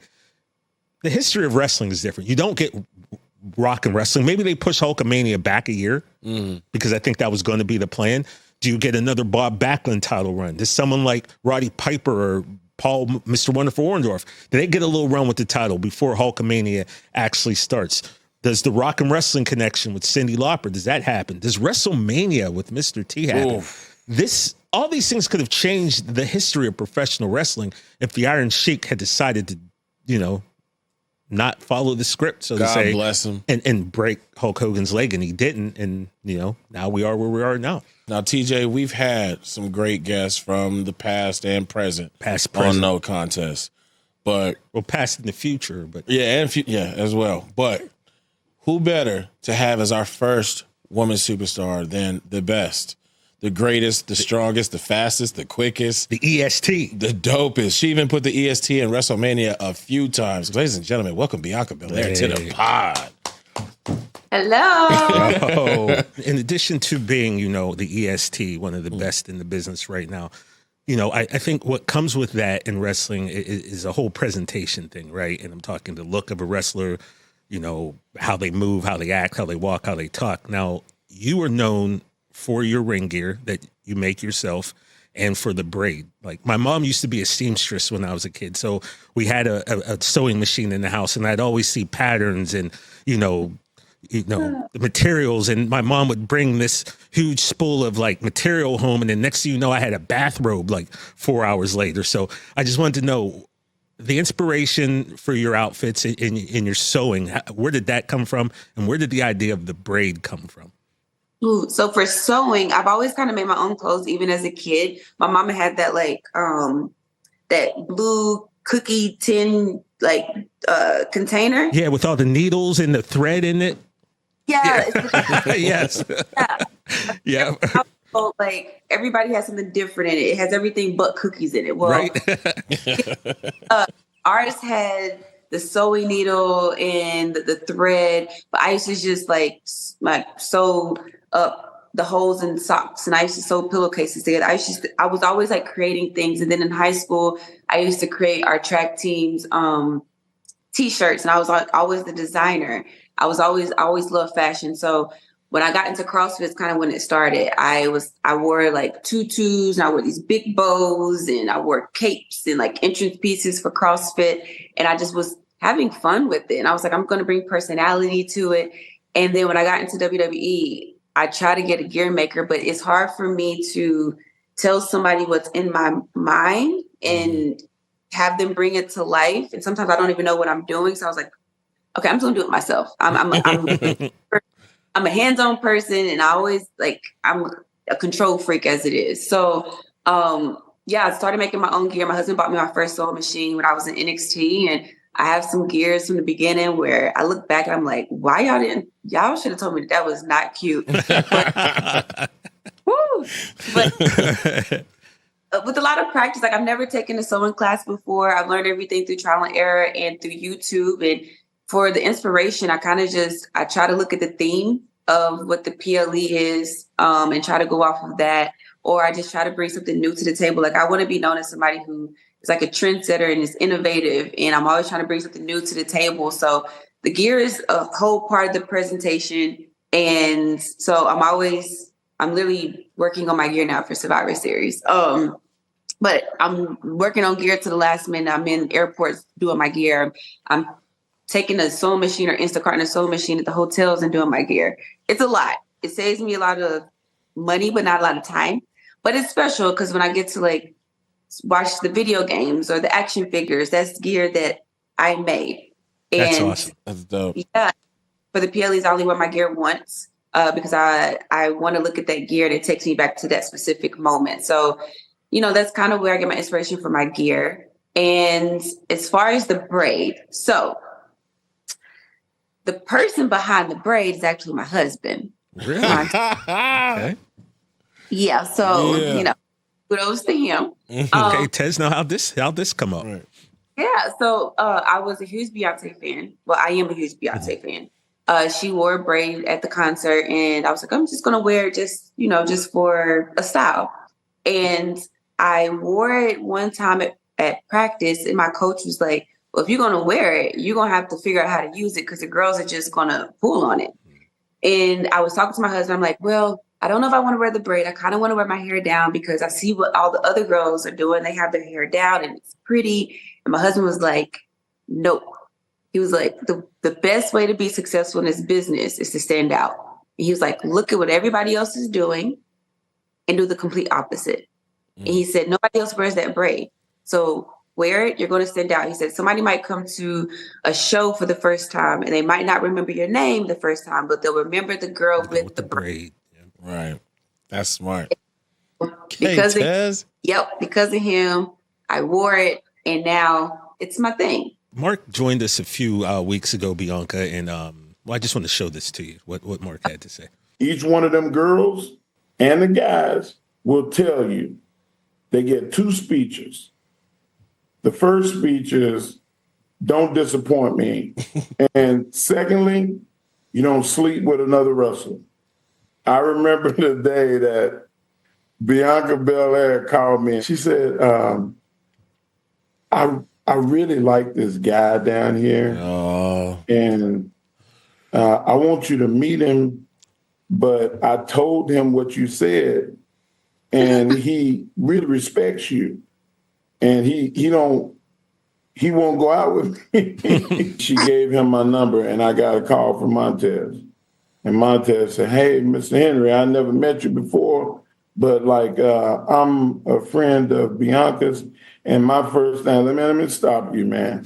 Oh my God. I said, man, I know she hot, man. I said, but we don't do that in our business. I said, not us. I said, the rules are different. I was like, you can derail her career or she can derail yours. He said, I've been married before. So I know what love is. And he said, I realize now that I never was in love before because, like, meeting her, like, it was love at first sight, man. This bell's ringing, and I want to marry her. And I said, so have you talked to her dad? He said, no, I want to talk to you first. Wow. He said, because Bianca said that I can't talk to you without you talking to Mark Henry first. Was Ted sweating a little as he was downloading that? Because just hearing the story was making me nervous, and we know how it turned out. Oh my, so funny. As soon as he said, I have 2 talks, I remember it. So that first talk was when he was like, don't disappoint me. But then he was helping me with like figuring out like what I want this character to be. And that second talk, I remember him talking to me at the performance center. He's like, we don't date each other. And I'm just looking at him like, okay. Kind of already am, but okay, I hear you. And I remember just going back and telling my husband now, like, what do we do? Like, this man got me in the door. He got me this opportunity, and he's telling me I have to do something, but I'm kind of already doing it. Like, how can we fix this now? So he was like, I got it. So yeah, he definitely went and had that. Like, my husband had to have 2 talks, one with Mark Henry and one with my daddy for approval. So, but it all. So I mean, whatever he said worked because he got the approval. Yeah, he got the push, bro, from both ends. You know. Now, another question that we asked Mark, because he had been in the business for so long when he finally got his world title, and we asked him, what it felt like to, after all your hard work, to finally have the big one, and what it felt like that night, laying his head on the pillow as world champion. So obviously we all know about Mania and the show that was put on. What was it like having that title, going back home, and just like that feeling of, I just did that? Man, that was a wild night. For one, you have to understand how new I was. It's my very first year on the main roster. So you have this person who is super new, and I'm just happy that I'm on the main roster, and I'm just happy at the time to be in the Royal Rumble, which is, which I won the Royal Rumble, and that's what got me to WrestleMania. And I remember winning the Royal Rumble and just being happy that I won. And then I looked to the left and I saw the WrestleMania sign, and I was like, oh yeah, I'm going to WrestleMania. I get to choose a champion. I get to go have a title match at WrestleMania. And then, us, all of the fans rallying behind us and creating this hashtag for us to be the main event, and us not even, knowing. So it just kept getting better and better and better. And we found out, I think, the night before, along with everyone else, that we were main eventing WrestleMania. Wow. I remember we both broke down. We had to take a minute. We both broke down, and I'm like, is this real? Like, how is this happening right now? And how is it me that's in this position? So I was excited, but I also felt like there was like this huge weight on my shoulders, because it could have been anybody else in this position. There's been so many other Black women before me that could have been here. And because of what they've done, that's why we were in that position. So we were able to make history and be the first 2 Black women ever main event WrestleMania. And that day, I remember it was a thunderstorm, and it delayed WrestleMania. And at this point, WrestleMania even going to happen because it's outside? And what if it starts lightning during the match? And I'm like, I was like, I knew it. It was too good to be true. I knew it. Matches are going to be canceled. And it was so much like anticipation. And then I remember right before I went out, I'm usually very, very nervous before my matches. And right before I went out, I remember my husband looked at me. He was like, how do you feel? And I was like, I'm good. Yeah. I was so calm. Like, it was eerie. And I was like, I'm good. I feel good. Like, I just had this really weird feeling of like, nah, you got this. You're good. But then my music hit, and I went out there and I got in the ring. And if anybody wants to know how much that moment meant to me, just go back and watch that match. Before the match even starts, I think everything just hit me all at once. it's me sitting across from Sasha. It's the first time that everybody had gotten back together since the pandemic. And we're at the main event of WrestleMania, and all this anticipation and thunderstorms and all this stuff building up. And we were finally in that moment. And I broke down. Yeah. We don't blame you. That was an amazing moment to watch you two. And I'm glad you brought that up because, a lot of times, social media will have this thing where, well, why do you bring color into stuff? Well, because in this particular case, it meant something. Yeah. Like you said, the first two African-American women to do something like that, to let other little girls know that this could be something that they can achieve, because Miss Jackie, she never got that chance. And Jazz never got that chance. And Awesome Kong never got that chance. Women who could have, they never did. So it does mean something, despite when people try to tell you it doesn't. It does mean something, man. So when you two looked at each other and you got that emotion on your face and it was evident. I mean, I got goosebumps then. I'm getting goosebumps now thinking about it. And it was just, that was one of the greatest moments in the history of wrestling. And you two didn't even lock up yet. I know. And that's what's so special about that. Like, without even us touching each other or saying anything, the moment was already there. And I think like the whole wrestling universe just stood still. I have goosebumps now too. Sorry. The whole wrestling universe, WWE universe, just stood still in that moment. And it's because that moment was bigger than just wrestling. That's what was so special about it. And that night, I walked away with that title, but at the end of the day, neither one of us lost that night. We both won. Everybody won that night. Yeah. And we won an ESPY off of that moment. Mm-hmm. It was just, it's something that's indescribable to even explain. I think I've only watched that match back twice because it takes so much emotion out of me when I watch it. It's just something that's one of my favorite moments ever, and it jumpstarted my career to now where I am now. But yeah, that moment was huge. Here at No Contest Wrestling, we've had plenty of guests, but I'm pretty sure, TJ, this is our first heel right here. I think. All right, my man, Dirty Dominic Mysterio. Welcome to the pod. Dom, I wish you were here with us, right? But you're not. You're joining us on Zoom. But what I wanted to do was, show respect to the king of the chicken nuggets. So even though you're not here, I ordered myself some. I normally would never eat during an interview, but I feel like you'd be okay if I enjoyed a few of these while we talk today. Of course I'd be more okay with it if you were, a good host would have been ahead of time checked and hey, where's he at? Checked my location. Uber Eats my dude some chicken tenders, some chicken nuggets. But no, you didn't do that. You did it for yourself. And Tom, I would have, but the fact of the matter is I didn't know we were getting you till very late today. So you're a liar. No, this is true, Dom. I wasn't sure. So otherwise I would have done that. And the next time you come on, please believe it's going to be done for you. I'm taking your word on it. Please do. I'm a man of my word, Dom. I would never lie to you first and foremost. Come on now. I don't know. I heard a little tremble in your voice when I started questioning you there. So I was a little curious. Well, I mean, I don't want to get on your bad side, baby. That's what that was all about. I start every show when I'm there. Right now, I'm doing promo for a film I'm doing with Gerard Butler. And in the first film, Dom, don't let him downplay it. Don't let him downplay it. It's Den of Thieves 2. Bro. It's coming out in January. It's big time, Dom. You know what I'm saying? But in the first Den of Thieves, that was my third film, my first time going into action. And, I had some grueling days, a lot of fight scenes and things like that. And that was kind of my first time being all right, welcome to the movies. This is the life we chose. What was a moment for you where, being a 20-year vet that you are, where you were all right, that hurt. Okay, welcome to wrestling. That stung a little bit. I'm gonna remember that one. Man, I'll tell you what though. When I watched Den of Thieves #1, you got me, brother. I did not know you Fish line, hook, and sinker. I was damn, he got me.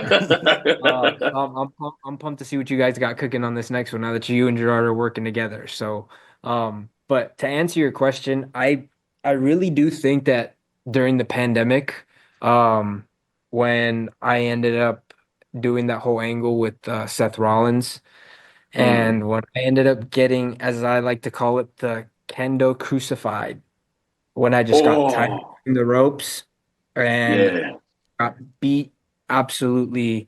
I think it was like 37 kendo shots total that I ended up taking. And I remember that night I got a lot of like it seemed like a lot of respect from the guys in the back and almost like a welcome to the business, kid type of moment. Yeah. You know?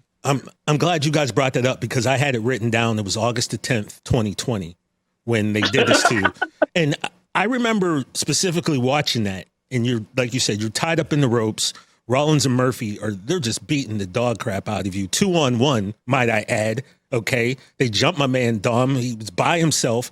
And Dom, I really was thinking like it got uncomfortable after a point, right? And I'm like, is this like their way of saying, like you just said, welcome to the business, kid? It felt like it was like, okay, let's just welcome him to the family in the most brutal way possible. Like I said, it was tough to watch, dog. It really was. But my question for you, if I can, okay, you kind of got Murphy back. You stole his girl, right? You stole his lady. Don't think for 1 second I forgot about that, because when you took her, in my mind, it was like, James Brown, this is the big payback right here. This is my boy Big Dom getting his payback on Murphy for those kendo shots. So now my only question is, when is Seth's payback? Because he got to get it too, dog. The payback's got to be more brutal than the initial attack. At the end of the day, I am I upgraded. Let's just say that I'm more improved with my weddita by my side. I didn't even think about it that way because that dude kissed my sister. So Right. it's all a family affair. But now that you are thinking about it, it's kind of like, okay, got you. And even Seth too. My girl retired his girl. Like, she's done. Took her title. God. Like this guy's the GOAT. Dude, I breed I love it. He's the GOAT. He's the best. It's great. I'm trying to tell you. Like, this is what I do. What was that, Dom? I missed that part. You said this. I breed champions. This is what I do. Dude, you're a menace, bro. You were obviously a fan growing up. You've been around it more than most people on the planet. When was the first time, as a fan, that wrestling broke your heart? That's a good question. Thank you, man. You could expect that on the No Contest Wrestling Podcast. That's what we try to do, Dom. We don't want to waste your time. You're doing what most people don't make me do, and that's think. Hey, I got you, man. It's a safe space. Let's see. 05. Okay. When so I was still young at the time, but when Eddie passed, dude, and just seeing the community and like I don't remember showing emotion as a kid unless I was like physically hurt or like, because nothing really, like, I always kept to myself. So I remember when we were watching at home when Eddie had passed and the video package that they played with the Three Doors Down song. And I just remember started crying as a kid watching this and like remembering him and just what he had done with me and just everything that like we had gone through in that angle, so I remember that as like a wrestling fan that like got me because I knew like I wasn't gonna see him again. And then now as an adult, being in the business, it kind of sucks even more because not only did I know him as a person and I got to be in the ring with him, but I get to appreciate his work so much more now. Because it's just I'm living through it, trying to honor it, and I just looking at his matches and seeing how good he was, it just really it makes me appreciate so much more the time I did get to spend with him. Ladies and gentlemen, please welcome NXT champion, the man Trick Williams. Hey. What's good, man? Oh yeah, man. No, man, what's happening? Tell us about Young Trick, man. Were you into wrestling as a kid growing up? Yeah, for sure, man, for sure. Attitude Era, you know what I mean? You know, Stone Cold Steve Austin, The Rock, you know. I was opening a can of whoop ass at 3 years old. That was my first That's you know? great. Yeah. And my mom said we had to cut back with the wrestling. You can't be teaching my baby all this craziness that was going on with WWF at the time. So, you know, it was it is what it is. But now I grew up, I love wrestling. But I would guess to say like where I'm from, we just didn't know how to get into wrestling. You know, it was a thing that we admired from afar. You know, the idea of becoming a WWE superstar at the time just seemed so, you know, so crazy. It's just something that we watched and we enjoyed it. You know, once that opportunity presented itself after, you know, I got cut from the Eagles, like, I was like, man, is this for real? Is this serious? You know, I got an email from WWE. And up to that point, honestly, I had never thought about becoming a WWE superstar. But as soon as I kind of locked in on it, you know, I thought about, you know, the way WWE made me feel when I was young. You know, I was like, oh, I definitely think this is something I could do, pursue. And I've been wrestling ever since. Now, that trick in your entrance, that is so box office. It's amazing. I can't believe it. Oh, yeah, man. Yeah, what is that, man? What was that feeling like the first time you got it? Well, I would say it was 2 first times. So the first time officially I heard the people chanting "whoop that trick" was like early in, you know, the days when I was still with Carmelo Hayes. And, you know, he was still the guy and people was chanting "whoop that trick." Now I remember looking at him in the aisleway like, yo, what's that about? They with us or they against us? Like, I don't know. You know, and then we went out there and maybe I hit a body slam or something like that. And the people saying, "whoop that trick, whoop that trick." I was like, oh, that's fire. You know, and so that's when I knew we had something. I'm gonna take a little shortcut. Let's say something. Shout out to Al Capone. He's from Memphis, and he's the original songwriter for "Whoop That Trick" from Hustle and Flow, the movie. So when the whole thing was breaking out, man, I just remember him reaching out to me and saying, "Hey, you got full custody of the "Whoop That Trick" chant, man." He gave me some merch and everything. So I'm like, bro, this is crazy. This one I knew like we got something for real. Oh, that's love. It was love for real. So shout out to Al Capone. And then I'll say the second time when "Whoop That Trick" really became what we all know it to be today was, man, I got a new theme song. And it was around that time when I'm starting to get that momentum, you know, and I told them like, hey man, I like my last song, but I need something that's a little bit more me.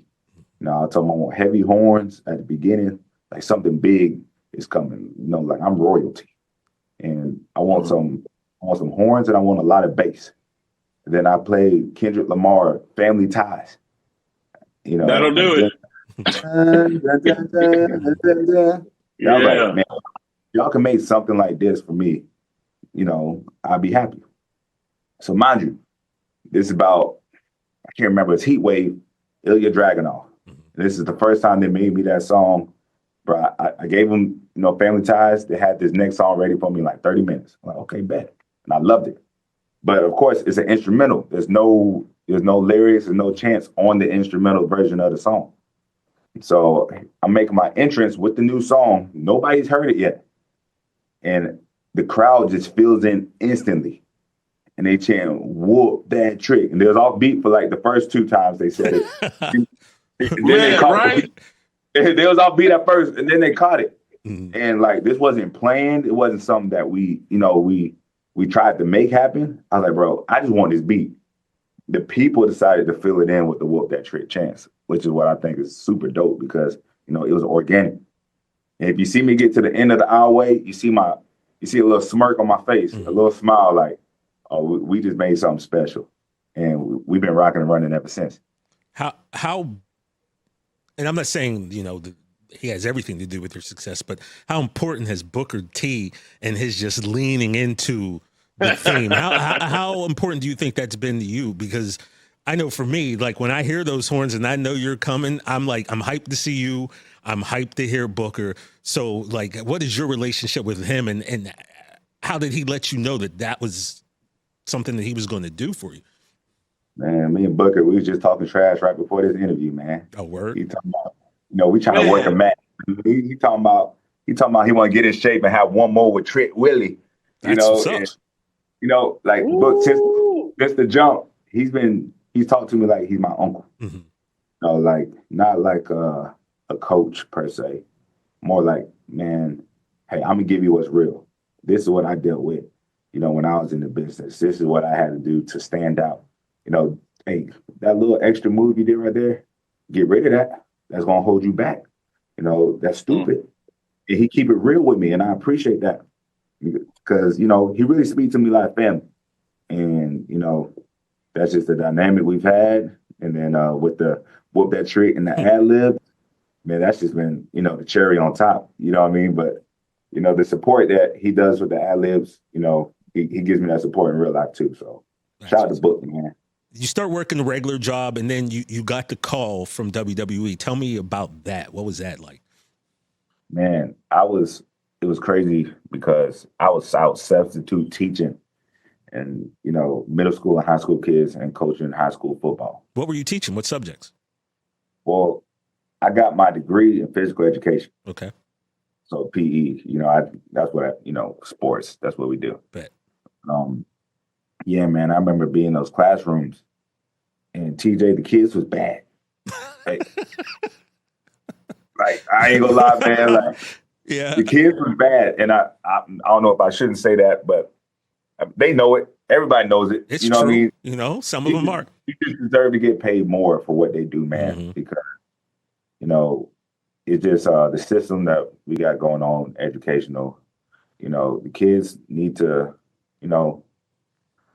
yeah, man, it was a tough situation, and I'll say it like this: it was at a point in my life where I had already went to a WWE tryout, and they told me, hey, if you're serious about this, go get some training, go to the Indies, and we'll bring you back for another tryout. Now, mind you, I wasn't really familiar with how the system of really becoming a WWE superstar. That's all I knew about it. They said, go get some training. They didn't say how they're going to keep in contact with me. They didn't say nothing like that. It was kind of like a shot in the wind. Like, hey, do this and we'll see what happens. I said, okay, cool. So I'll go back into my regular life, man. I'm coaching kids. I'm fresh off a cut from football, with the Philadelphia Eagles. So it's like I can still kind of play ball if I want to. I can always coach and teach, or become a PE teacher if that's what I wanted to do. You know what I mean? Or there's this shot in the wind opportunity to become a WWE superstar. And this is something I never said out loud. There was a kid named RJ. And RJ, he came from a background where, I felt like I was very helpful for him. His father had passed away. He actually used to play basketball for the Gamecocks as well. His father did. And I played a very pivotal role, just trying to make sure that, he kept his head on straight. And he was doing the things that he was supposed to do so he can get an opportunity to play, ball or whatever it is at the next level. At least graduate and have a good life, you know what I mean? And I remember talking to the coaches and I said, hey, I got an opportunity to become a WWE superstar. And he's like, yo, that's great. Why don't you go do it? I'm thinking, man, like there's these kids here, man, and like, they need me. You know what I mean? Like I'm helping them, which is a very arrogant thing to say in the first place because like, I'm saying I ain't God, I ain't got all that power. But I did feel like, I was helpful enough to their lives where, maybe I could help them make a difference. And the coach pulled me to the side and said, hey, this kid that you're talking about, in 2 years, he's going to be graduating. Maybe he's playing sports. Maybe he's doing this. But he's going to be moving on with his life. And you are going to be right here wondering what it would have been like if you took an opportunity on yourself to go become a WWE superstar. And it hit me right then and there. He said, hey, look, this job right here, being a teacher, being a coach, it ain't going nowhere. It's always going to be here. So that opportunity to become a WWE superstar, look, it's a small window. Man, when I say I moved probably a couple weeks later, man, just moved to Philadelphia. I moved in with my uncle. That whole WrestleMania stint that, you know, we went to Philadelphia. I moved with my uncle, Sweet Baby James. That's a real story. You know what I mean? I never met my uncle before. And he found out who I was. Like, you know, he was real tight with my pops growing up. But I never met him because, you know, I'm from South Carolina. I'm not from Philly. So he's like, hey, he knew my dad. He said, you over here, you got your head on straight. You trying to do something positive with your life. Yeah, you can move in with me, pay this for rent, and you chase your dream. And that's how that whole thing, you know, came into fruition. And I just remember that because I'm a big proponent of, you know, taking leaps of faith and jumping. If there's something you want to do, you got to go do it. And I've had to do that multiple times, you know, in my life. And shoot, I love to talk about it too, motivate somebody else, you know? Yeah, and the crazy thing is you said you were a substitute teacher and you're, you know, you're trying to teach these kids. The fact now is you're on a platform, Trick, where now your reach to these young kids is greater, far greater than I'm sure you could ever imagine. And over the next, you know, decade or so, as your career continues to grow and evolve, you're going to continue to just, you know, be that role model to a lot of kids that look like you, that don't look like you, that are in the same situation, who are just fans. So the fact is you're still having that chance to affect children and help change their lives in a bigger scheme now because of what you're doing with the WWE. Man, I appreciate that. You know, I appreciate that, man. Yeah, you're right, man. I think this ultimately, I'm gonna tell another story. I got all day. I don't know how much time you got. Man, I'm with you here, Trick Daddy. Yeah, so, you know, there's a point where that whole Philadelphia Eagle thing was, you know, it was happening. Like, oh, hey, Matrick went undrafted to the Philadelphia Eagles. And I was doing motivational speaking things. And I went to a middle school to talk to the kids. Now, I didn't know it was going to be the full student body of a whole middle school, you know, right there in Columbia, South Carolina. But, man, I went up there and, you know, I was talking. I lie to you not, you would have thought I was the president of the United States. Like, not a pen would drop. And this is middle school. And you know how middle school kids are. They full of energy, rowdy. You know, going crazy. It gets rowdy. But it's because I was presented as Trick Williams, the Philadelphia Eagle, you know, and I just saw the power that came with that. Like, hey, these kids, you know, they listen because you're doing something that they perceive to be cool at life. And the respect they showed me was amazing. Mind you, I get cut from the Philadelphia Eagles, come back to work the same school or a similar school right there in the same area, and I can't get the kids quiet to you know, take the role. You know, that's because they wouldn't listen to me because I was a substitute teacher. You know what I mean? That's a tough job in itself, you know. It's a tough job in itself. And that's why I say these teachers, you know, they deserve more money, man. They really do. But I learned a valuable lesson that day. Just like, hey, your message hits way harder when it's coming from somebody who, you know what I mean, is on that platform. Yeah. And I never get it twisted to think that, hey, it's really about me. You know what I'm saying? Like I'm grateful, you know, for the opportunities and everything like that. But ultimately, I know, man, this platform is to do good. You know what I mean? Like, tell people what's real. You know, motivate somebody else, man. Like, yeah, I got the title. That's great. But since I got the title, I'm going to take it back to my old high school. You know, I took it with me to Jamaica. You know what I mean? I'm with the kids in Jamaica. That meant everything to them. You know what I mean? Like, when has a WWE title ever been in Jamaica? Now, are you part Jamaican? Man, I'm not. I just wanted to go. Oh, I just wanted to go. Okay. And I didn't want to go to even go be with the kids. I just happened to see these kids was on a field trip, you know, at the Bob Marley Museum, you know, and I was there because I wanted to see what was going on. And these kids on a field trip. And they're like, oh, big muscles and everything like that. You know what I mean? And then some of the kids recognized like Trick Williams. I was like, man, I got my title in the car. I went and got the car. When I got the title. And, you know, these kids was having a great time, man. You know, if even for 5 minutes, you know, they was the WWE champion. Mm-hmm. And I'm like, bro, this is more powerful than, you know, me just trying to get all the glory all the time. Like, that's not what it's about. Like, I want to motivate somebody else because, man, somebody was doing that for me when I was a kid.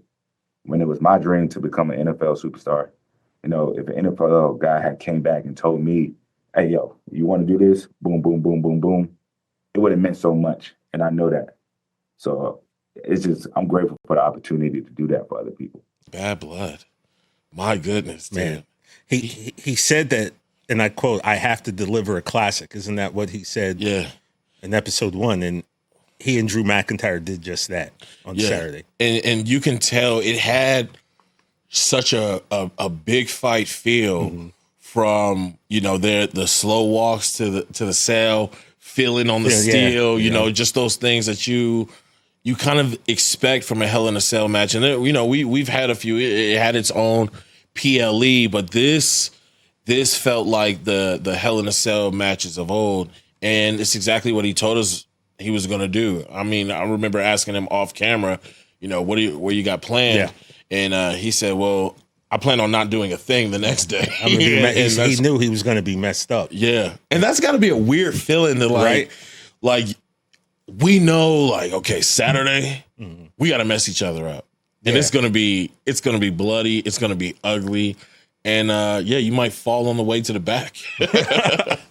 I mean, and you check these pictures out, you know, and it's the famous the recreation of Bret Hart putting Stone Cold in the sharpshooter at WrestleMania. They kind of recreated that moment with Punk having Drew in the sharpshooter, the crimson mask just covering Drew's face. And then you can see the picture on the right, 15 staples to the head after that toolbox shot. You know, at one point, Drew was just leaking blood. Leaking. It delivered on every aspect. You know, a lot of people were kind of upset that it kicked the show off because really, how do you follow something like that, you know? And they did. They made it hard for the rest of the card. I'm sure they got to the back and were like, yeah, good luck. Yeah, exactly. Because it gave us everything. And the thing is, you know, we obviously, you know, for those in the know, you know why the main event had to be the main event. You know, but I love the fact that they went out there and were like, all right, top that. They knew that they were going to be the ones being talked about all over the internet. And, you know, I got so much respect for my man, Drew McIntyre. My man, Drew McIntyre is such a good bad guy. Too. I love Drew McIntyre, man. There's no question. And what Punk has done, and I guess really it started with Seth as well, but I think it really elevated. He took Drew McIntyre's game to another level, especially in terms of the trolling McIntyre, the Drew on social media, just his entire mic game just stepped up recently. And I don't want to say it's all because of Punk, but it really at the end, I think you got to give a lot of credit to CM Punk for helping. For sure, my favorite feud I've seen Drew in. Because you figure Drew McIntyre's already at a point, can he get much higher? And then he showed, character-wise and everything else, he can take it another notch. And if we're being honest, I mean, okay, after he injured Punk during the Rumble, it is Drew's fault. So, like, Drew getting on social media, I mean, and just completely trolling Punk the entire time. Bro. But then a lot of those situations, I'm like, oh, Drew has a reason to be mad. Well, if we want to keep it G-real, right, Drew McIntyre had the most understandable reason for going heel completely. Anyone. Like, you go back to Clash at the Castle, the man had the title run, boom, Solo Sikoa steps up, debuts, cost Drew. Drew just kept getting screwed over and over and over again. So all the reasons he had for being upset were valid, and yet in the weird world of pro wrestling and fandom, we got a guy who's, we can tell, we see he's been screwed over by the system, and yet we're still going to choose to boo that man. I don't get it. It only happens in wrestling. If this was real life, he has every reason to be upset. He has every reason to kind of snap the way that he did. But he brought it upon himself as well. Exactly. Don't start none, won't be none. Mans wins the world title at WrestleMania. Great moment. I was right there. He could have kissed his wife, walked back to the dressing room, and celebrated. You want to be cute. But you saw Charles Montgomery sitting there, and you wanted to play. And let me tell you something. Charles Montgomery, Punk ain't here for play. He's not for games. Charles Montgomery is crazy. And as I said on the Rich Eisen on the main show, when the Dallas Cowboys did not get Derrick Henry, and then he just ran up her chest and down her back. The Cowboys effed around that chart. They found out. That's what Drew McIntyre did at WrestleMania. You had the 15, 20 pounds of gold. That's a heavy belt, by the way. Yeah. You had it. You saw CM Punk. You effed around. You found out. Next thing you know, Damian Priest is the world heavyweight champion. Now look at you. But, man, it was one of those things like we talked about back in the day of wrestling, that third match, that blow-off match. You know, two men, they can't get along, so they got to get it on. And they had to put them in the Hell in a Cell, and they delivered, and they beat the crap out of each other. And just the throwbacks, you know, the beads. Yeah. At first, I was like, oh, man. Drew having a bag of beads where normally back in the day, a Mankind would have thumbtacks. Well, I was like, it's going to be beads, isn't it? As soon as he started getting close, I was like, it's beads. But it played perfectly into the story that they had woven with one another. And then, you know, the chain around the knee, you knew where he was going. Hold on, but right before the chain around the knee, Drew McIntyre almost threw out his back on the corner of the steps. To like, I've watched Bad Blood 3 times now, and that is still like oh man, that's he's feeling it the night after. Yeah, he's feeling it today. Oh yeah. That's not going to go away, man. And he went for it, and we appreciate you. Oh, thank you so much. Thank you so much. You know, the quote Wu-Tang, they had a line, I slayed MCs back in the Rec Room era. My styles broke backs like Ken Patera. That's what I thought at that point. When he went to go for the Claymore and just landed on the steel steps right at the small of his back. That's where Shawn Michaels landed on the coffin against The Undertaker when he basically destroyed his back. And my first thought was like, man, I hope that fingers crossed. Right. Yeah, get the Epsom salt. Mr. CM Punk. Now, we've seen you interact with the newer generation, you know, the up-and-comers with NXT and things like that. Has anybody presented you a photo of like every single one of them? I'm about to say, you must have so many people giving that to you. Every single one of them. And I go home to my wife, like just completely humbled and like emotional about it. Yeah. You know, because like again, going back to earlier in the conversation where I say like, I woke up one day and I was this dude. Yeah. You know, and when kids come up to me and they're comfortable enough to be like, hey, look at this. And it's a picture of them when they're little at an autograph signing, you know, and they tell me, hey, you inspired me to do this. It's just like me getting to tell Roddy Piper, hey, you're the reason I did this, you know? And I don't know if it meant anything to him, but it meant something to me to be able to tell him that. So legitimately on a daily basis. Like, you know. Yeah, my follow-up was going to be, you know, what has that done for you just like mentally and spiritually to be able to kind of like how, you know, every athlete kind of has that love for the game to kind of give back the way that you have and have people willing to listen. Oh, bro, I just want them to not deal with any bullshit that I dealt with. Yeah. That's my thing. You know, when the indies, I feel they'll always be there a little bit, but it's kind of evaporating. Even when I started wrestling, I could wrestle every weekend. Yeah. Maybe twice sometimes, you know, like there were places to work. I really feel like there's not anymore. There's a handful of indies, you know, in different places. But if they run once a month, you know, like how much experience are you getting? And it's, to me, when I signed and I got shuffled down to Kentucky to go to OVW, I was like, I don't want to be here, like, you know. Because you had already successful career at Ring of Honor, right? Right, so, right. But almost, you know, like brazenly too young to understand the opportunity and a little bit foolish. But the conditions were drastically different than they are now. Like NXT, the way it's set up is just like a college sports program. That's what it seems like, yeah. They have everything in-house and they have air conditioning. Which I always, you know. Oh, y'all got money now. I always walk in there and like, you know, everybody's happy to see me and I'm happy to be there and to see them. And I'm always just like, they got 6 rings in this room over here. They got PT massage, like everything you can possibly have. It's just like a college program. There'll be kids laying on the floor. They got the Normatec boots on. You know, there's somebody's getting, worked on. There are people getting dry needled, stem. Somebody's rehabbing an ACL over here. They have everything at their disposal to be the best that they can possibly be. Weight room, multiple weight rooms, like everything. It's like promo classes, right? Yeah. To me, it's Disney World for an athlete, and that's why I love going down there. To me, it's the fountain of youth, because I walk down there and I'm just like, this is great. Yeah. I'm like, I'm Wilford Brimley in Cocoon. You know what I mean? Like, I want to get in the pool.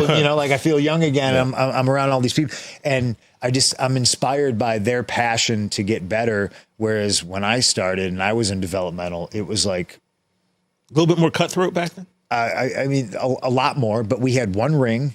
Oh yeah, and it was in a building that had no heat and no air conditioning. So, just the elements, and I say that, and I always lovingly say this too. There probably was one of the two. There probably was either heat or air conditioning, but if you turned it on, Danny Davis would kill you. Okay. Right? He would kill you. Saving power over here. Yeah. So, I love the fact that there's kids that come up to me and they show me pictures like, hey, this is me and you at an autograph signing or at a show, or them wearing, CM Punk gear, all that stuff, because it humbles me. It makes me know that I did okay. And it just makes me want to, like I said, not have to put up with some of the negative aspects of the business and the bullshit that I had to coming up. I don't want to be one of those old guys, like shaking a stick at them. Yeah. I want to be like, no, this is great. Like, I don't want to be like, turn the AC off and make them suffer. No, like, good. This is what it's supposed to be. Right. This is what I wanted. Yeah, this is what we should have had. And now that it's here, I ain't penalizing anybody for it. Yeah. I'm fucking stoked. Yeah. Coming up at that time, Paul Heyman apparently took a shine to you. Yeah. Can you explain to us the role Paul Heyman has had in your career from that time you got called up? Absolutely. Or even before you got called up, right? Because you guys met at OVW. Yeah, we met in OVW. Yeah. When I got signed, I was, the system was completely different. It's two completely different planets now. Mm-hmm. So I got signed, and, my main point of contact is John Laurinaitis, and he tells me that, we don't think we're going to send you to OVW. We're going to put you right on the main roster. Oh, cool. Great. But that didn't work out, and then they don't know what to do with me, so then they send me to OVW. And when I got signed, I'm of the age where things get a little cloudy, and I don't want to be Hogan putting myself in somebody else's story. Oh, they will meme the hell out of you. You know what I mean? They are waiting. But it was either a phone call or an email from Jim Cornette. Yeah. Hey kid, super excited. You're coming down here now. Like, this is gonna be great. Can't wait to work with you. Like, I already got ideas, and I'm just like, wow, Jim Cornette. You know what I mean? Going back to talking about people in the business that were, we're losing. And we just lost the devil, Kevin Sullivan. Yeah. So this is somebody who has worn every single hat there possibly is to wear. Yeah. He was a fan. He was a wrestler. He was a booker. He did everything. Yeah. Face heel. Yeah. And Cornette's the same way. So I'm just like, oh man, this is gonna be great. I get to work under Jim Cornette. And then I don't know, like a week later, he calls me. He's like, God damn it, kid, I got fired. I was like, oh no. So I'm immediately back to, there goes my life. My career's over, and the way the culture was back then, I was just like in high school. I was looked at as everything that I liked was a negative. Oh, he's too indie. Yeah. He's too this. He's too that. You weren't 6'8", 300 not pounds. Big. Yeah. And at that time, that main roster, when I got called up on TV in 2006, was a murderer's row of top guys. Yeah. Nothing but Hall of Famers. Taker's still on the road full time. Kane's on the road full time. Triple H is a full time wrestler. HBK is just starting to not do as many house shows. Still did them. I tagged with them, but Flair's a main roster, full-time talent. Edge, Rey Mysterio, Batista at Benoit, Nasty. Batista, Randy, Cena. So there's 11 guys right there. And it's just like, how are you going to fight for TV time against all these Hall of Famers, right? So Cornette gets fired, and I'm just like, great. But what am I going to do now? And I always kind of operated under the idea that this is fleeting. Okay. I'm going to get released, right? Oh no. Because I don't got any allies. I don't have any friends. No one's got your back. No. And then I go down to OVW, and boom, they put Paul Heyman there, right? So I was just like, okay. So disappointed I can't learn from Jim Cornette. Excited I get to learn from Paul Heyman. Yeah. Make friends with Danny Davis, who's equally a legend, done everything. And I dedicated myself to learning as much as I can in that window that I thought I had until I got fired. Right. So that meant Heyman would fly into Louisville at 9-10 p.m. on a Tuesday. Mm-hmm. I would pick him up at the airport. We'd go right to the Davis Arena, and I would either watch him just write TV and format it, and he did it like it was, it was like me making a cup of coffee. It was just like second nature. He's doing all this stuff, and then he slides it over to me. He's like, "What do you think? What don't you understand? What is this?" And I learned how to format a show. I learned how to time out a show, half second in, half second out for commercials. I learned like all this stuff, and then he's just like, "What do you think of this idea? What would you do?" He starts asking me questions. The next thing I know, like, that's on the television show. Okay. So I'm like, am I writing the television show? With, and the business being the way it was, I did not want anybody to find that out, because that would just have been more heat on me. Nice. I see what you did there. Roll credits. Yeah. And the thing was, and then we'd do TV Wednesday night. And then I would spend all Wednesday night in this little closet of a room with Danny Davis and Paul Heyman editing the show. Okay. So I learned how to edit it. Right. And I would just sit there, and they're screaming at each other. These two old school dudes just yelling at each other. I just tried to learn as much as I could. So that was my first experience with Paul Heyman. But I learned very fast that I was like, oh, well, he's down here because other people don't like him either. And so me becoming a Paul Heyman guy was more of a gravitational pull, like a scarlet letter on me than anything else. It was just like, we don't like Punk. Oh, Heyman likes him? Now we hate him. Really don't. Please. And so I was just, again, it was one of those things where I was just like kind of confused, but my attitude was like, oh, fuck me. Yeah. Oh, no. Oh, fuck you. Yeah, exactly. You know what I mean? Exactly.